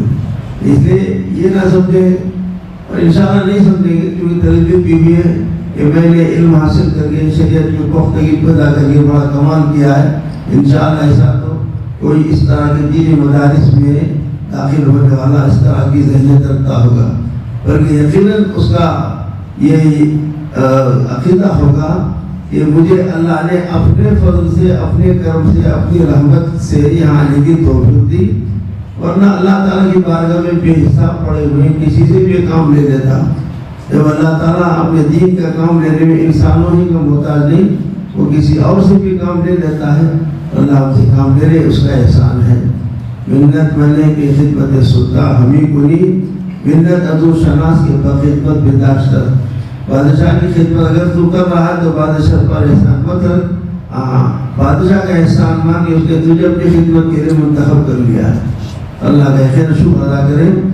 वरना लोग कहाँ कहाँ पड़े रहते हैं, ना दीन के ना दुनिया के, दुनिया और आखिरत बर्बाद करके रहते हैं। अल्लाह ताला आप हज़रात को मज़ीद तरक्यात से नवाजे, अल्लाह नज़र बस से हासिलों से महफूज रखे और आखिरी दम तक दीन की नुसरत और खिदमत की तौफीक अता फरमाए। मैं इस मुबारक हसीन मौके पर इस मदरसे के मोहतमीम मौलाना मुफ्ती सादतुल्लाह खान साहब और उनके साथ जो मौलाना खिदर महमूद साहब थे, उनको भी मुबारकबाद पेश करता हूँ, और हमारे मोहतरम सईद मुनव्वर साहब कि उन्होंने माशाअल्लाह बहुत फराख दिली के साथ, उसकत क़ल्बी के साथ यहाँ मदरसा चलाने का मौका अता फरमाया। ये उनकी सादत की बात है। उन्होंने भी नहीं सोचा होगा कि मैं कोई एहसान कर रहा हूँ, सोचा होगा कि मैं अपना हक, अपना फरीज़ा अदा कर रहा हूँ। मैं अगर खुद इस तरह का इदारा नहीं चला सकता तो इदारा चलाने वालों का ताउन तो कर सकता हूँ, नुसरत तो कर सकता हूँ। ये भी बहरहाल खुदगिरी से इन्होंने काम किया, अल्लाह उनको जज़ा खैर दे। बल्कि फर्जंदान दीगर इनको मशवरा देने वाले वो भी हमारे मुबारकबाद को मुस्तहिक़ हैं। अल्लाह ताला सभी हज़रात को बेइंतहा कबूल फरमाए। और जिन तलबा ने इस वक्त सनद हासिल की है, वो चाहे फतवा में हो, चाहे अंग्रेजी तालीम में, बहरहाल अंग्रेजी भी अगर आपने इसलिए हासिल की है कि इसके ज़रिए आप दीन की नुसरत करेंगे, दीन की खिदमत करेंगे, और जो लोग इस्लाम पर, दीन पर, कुरान पर, हदीस पर, फ़िक़्ह इस्लामी पर हमला करते हैं उनका मुंह पर जवाब देंगे, उसके लिए कोशिश शुरू कर दी है। दूसरी ज़ुबानों का मुताला करें, सीखें, ताकि उनकी ज़ुबान में उनकी बातों का मुकम्मल और मुफस्सल जवाब दे सके। तो ये भी बहुत बड़ी खिदमत है। जो भी आप हासिल करें, दीन की खिदमत के इरादे से हासिल करें, तो इंशाअल्लाह मकसद की वजह से वो अमल ऊँचा हो जाएगा। अल्लाह ताला आप हज़रात बेइंतहा कबूल फरमाए, जज़ा खैर।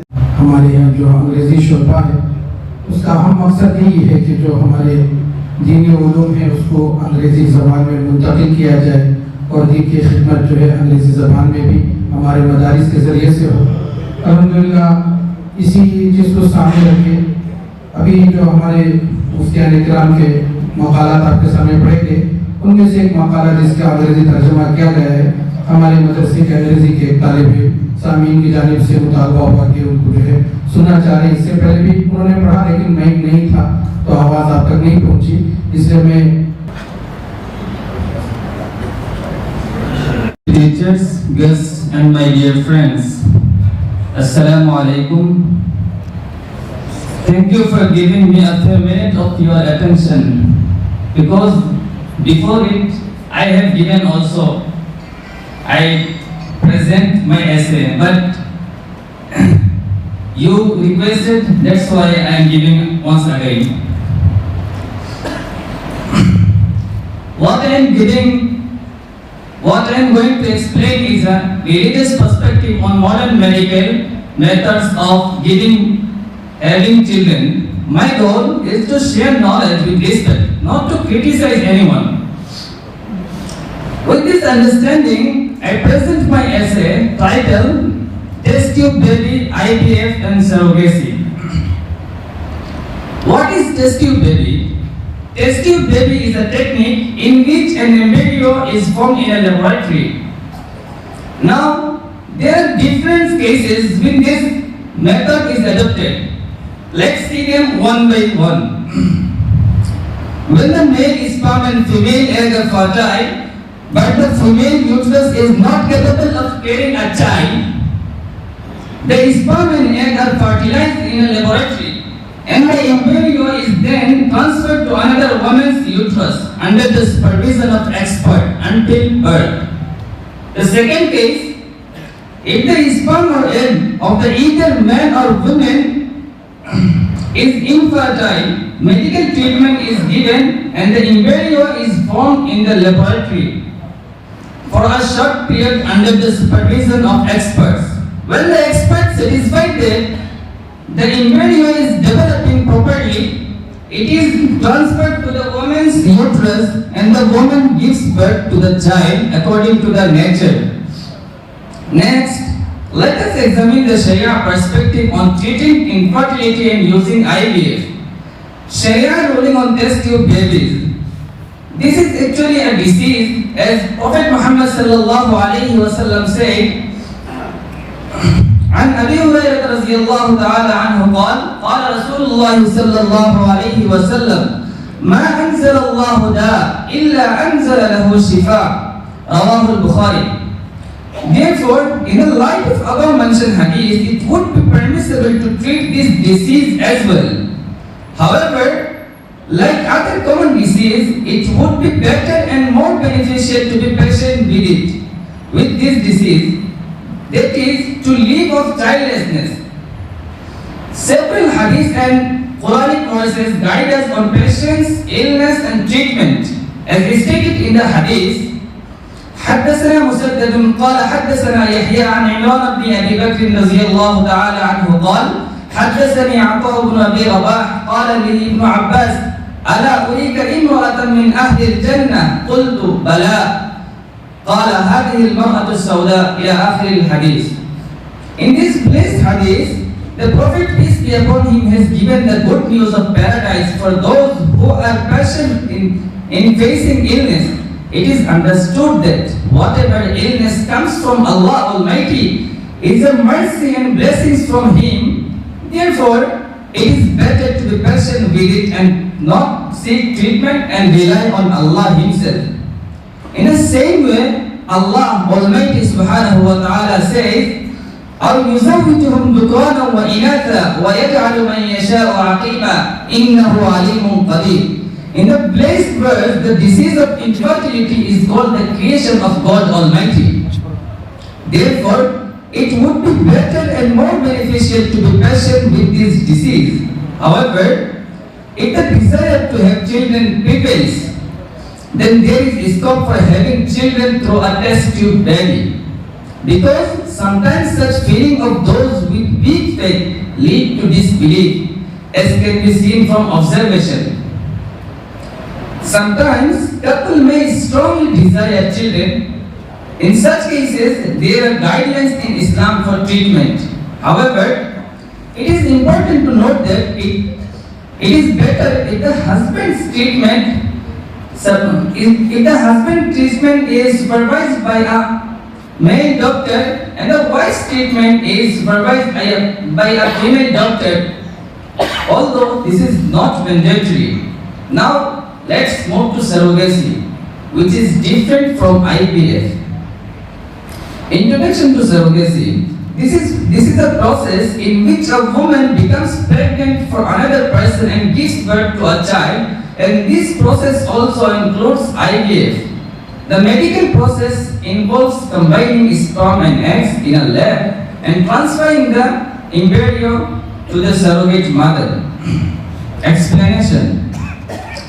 This is done by obtaining sperm and eggs of a man and a woman and transferring them into the womb of another woman. After combining them in a lab to create an embryo, this is called surrogacy.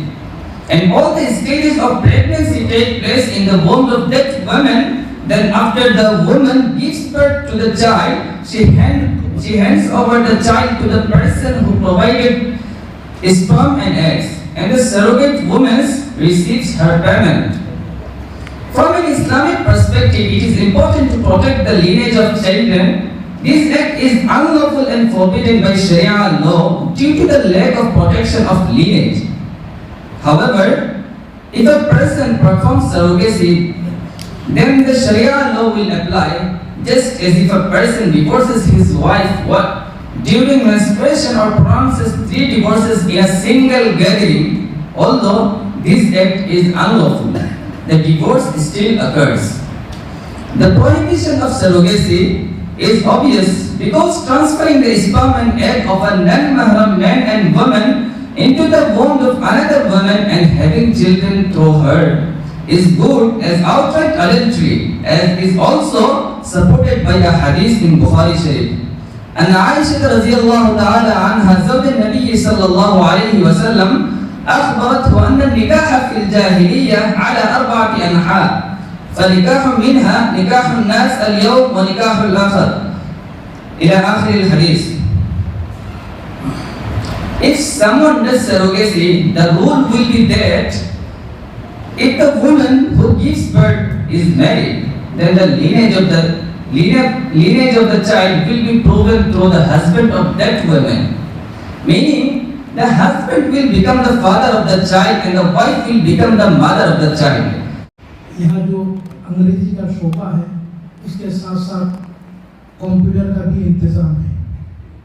तो शुरू साल से हम लोग परेशान थे, computer कौन सीखेगा, उसके लिए कौन आएंगे। इसी सामने की बिल्डिंग में रहते हैं, एक का नाम मौलाना उस्मान साहब है और एक का नाम मौलाना शाहिद साहब है।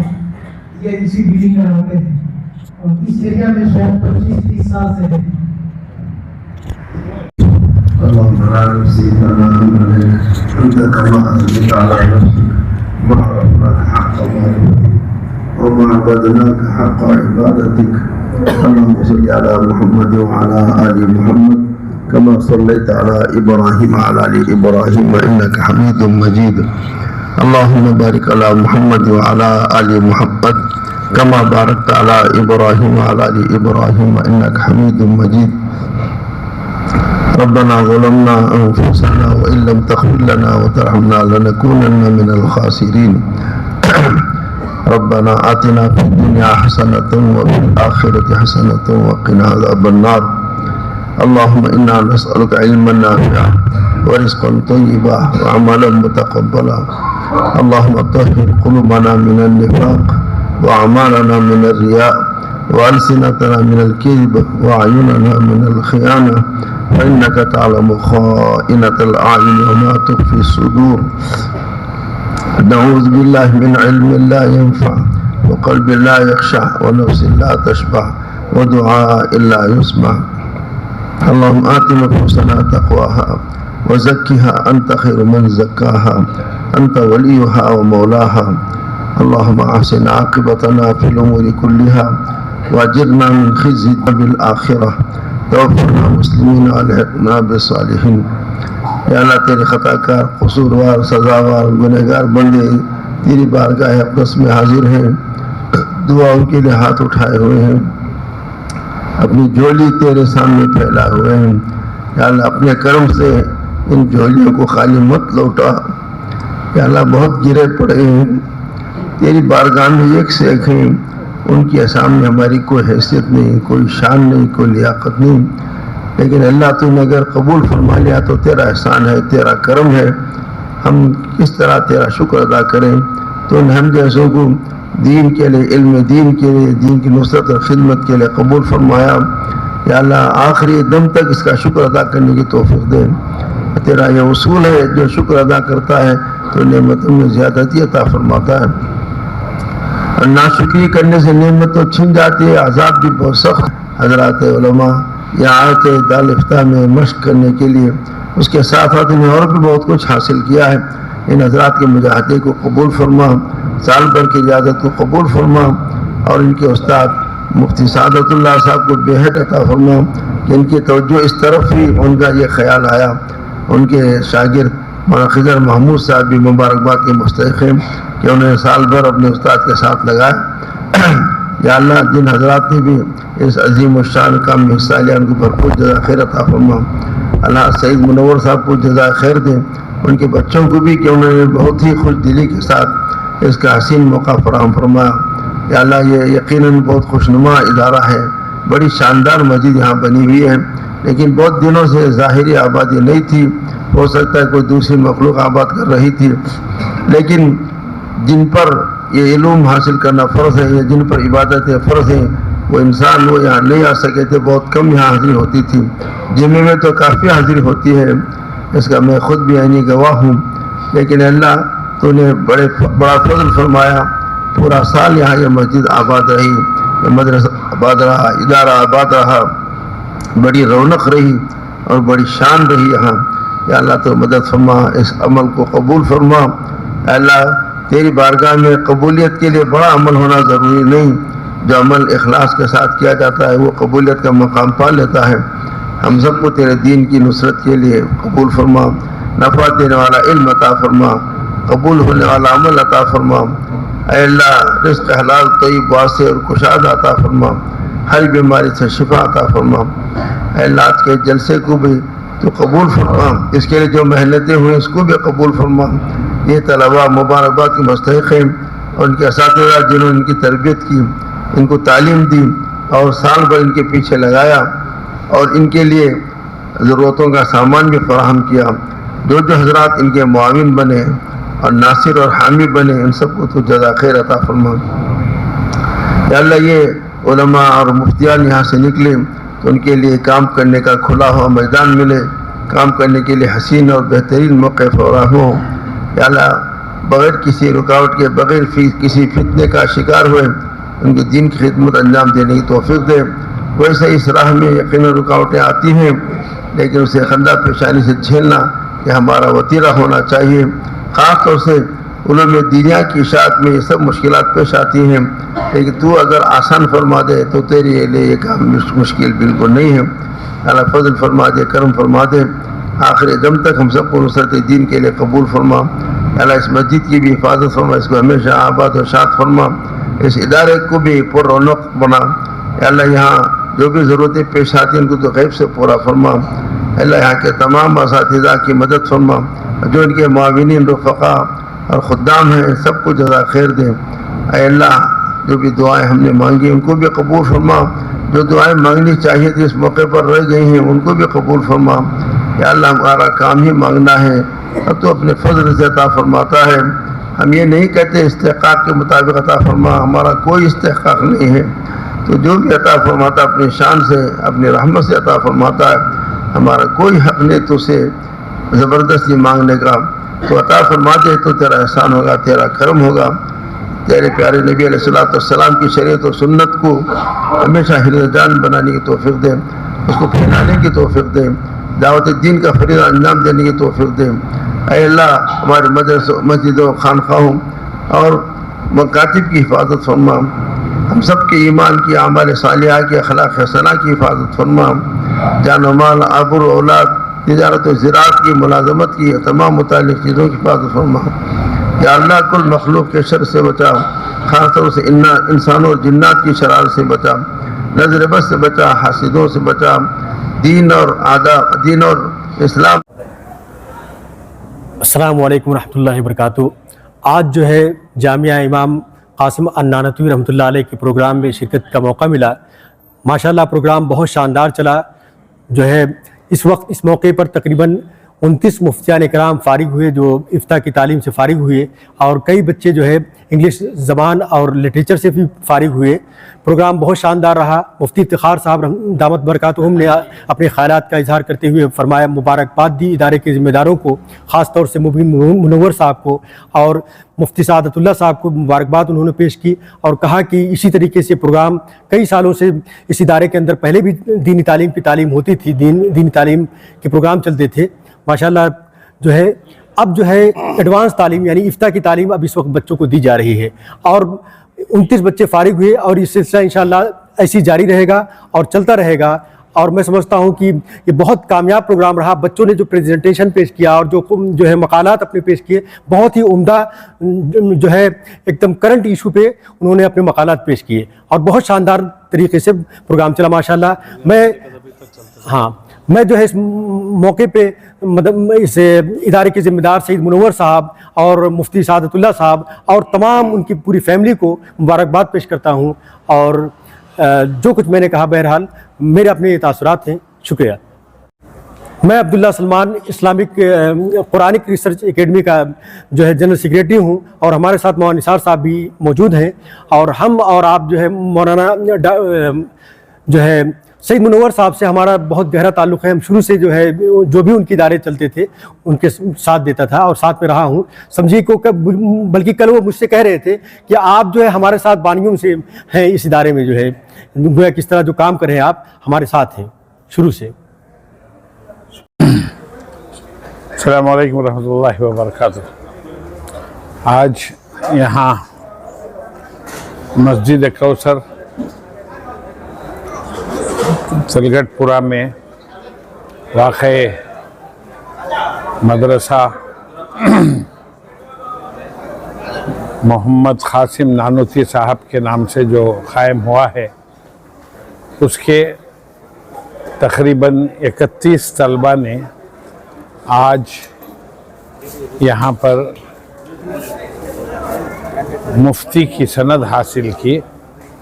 یہ مدرسہ شروع ہو کر 1 سال ہوا، اور 31 طلبہ میں سے 4 طلبہ نے انگریزی میں سرٹیفکیٹ حاصل کی. قابل صد تحسین ہیں وہ تمام طلبہ اور ان کے والدین جنہوں نے مفتی کورس مکمل کیا، اور آج ان کی دستار بندی بھی ہوئی، ان کو سند بھی دی گئی. اب ان کے نام کے آگے جو ہے مفتی ہو جائیں گے. وہ دنیا میں یوں تو ہر شعبے میں عالم ہو جاتے ہیں، فاضل ہو جاتے ہیں، ڈاکٹر ہو جاتے ہیں، انجینئر ہو جاتے ہیں، مگر ہر شعبے میں ایک مخصوص ہوا کرتا ہے. جیسے کہ ڈاکٹر ہوئے، ڈاکٹر میں کئی شعبے ہیں. کوئی ماہر نفسیات ہوتا ہے، کوئی ماہر ہڈیاں ہوتا ہے، کوئی دل کا ماہر ہوتا ہے. اس طریقے سے کئی شعبے ہوتے ہیں. ایک ڈاکٹر کے شعبے میں دانتوں کا کوئی ہوتا ہے، بالوں کا کوئی ہوتا ہے، چمڑے کا کوئی ہوتا ہے. مگر یہ ایک شعبہ ایسا ہے مفتی کا جس میں دنیا بھر کے سوالات کا جواب ان مفتیوں کو دینا پڑتا ہے.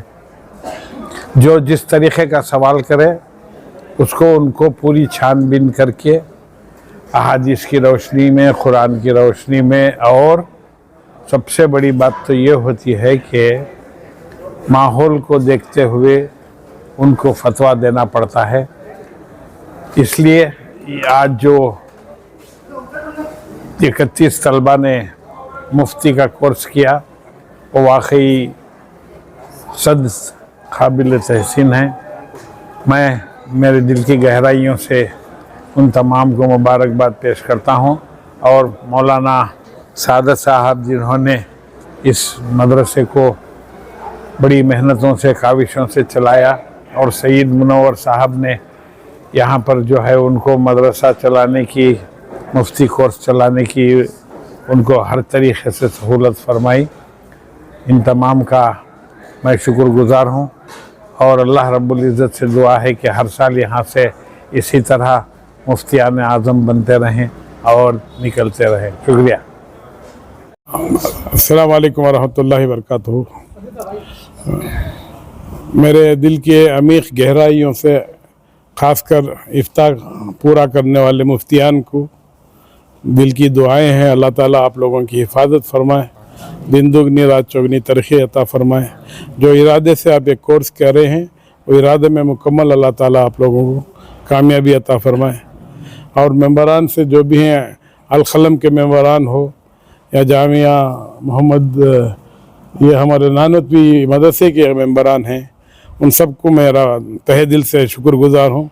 इंशाअल्लाह आगे जो जो मंसूबे हैं आप लोगों के, इंशाअल्लाह मिलजुल कर अच्छे से अच्छा और भी अच्छा करेंगे। अल्लाह से उम्मीद करते हुए मैं आप लोगों से सब दुआओं की दरख्वास्त करता हूँ ताकि हमारे भी जायज़ तमन्ना जो भी हमारे परेशानियाँ हैं दूर फरमा कर अल्लाह ताला आसानी से ख़त्म फरमाए।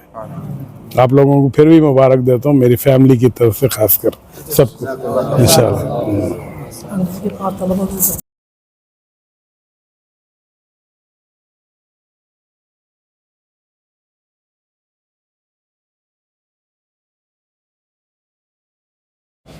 Yes,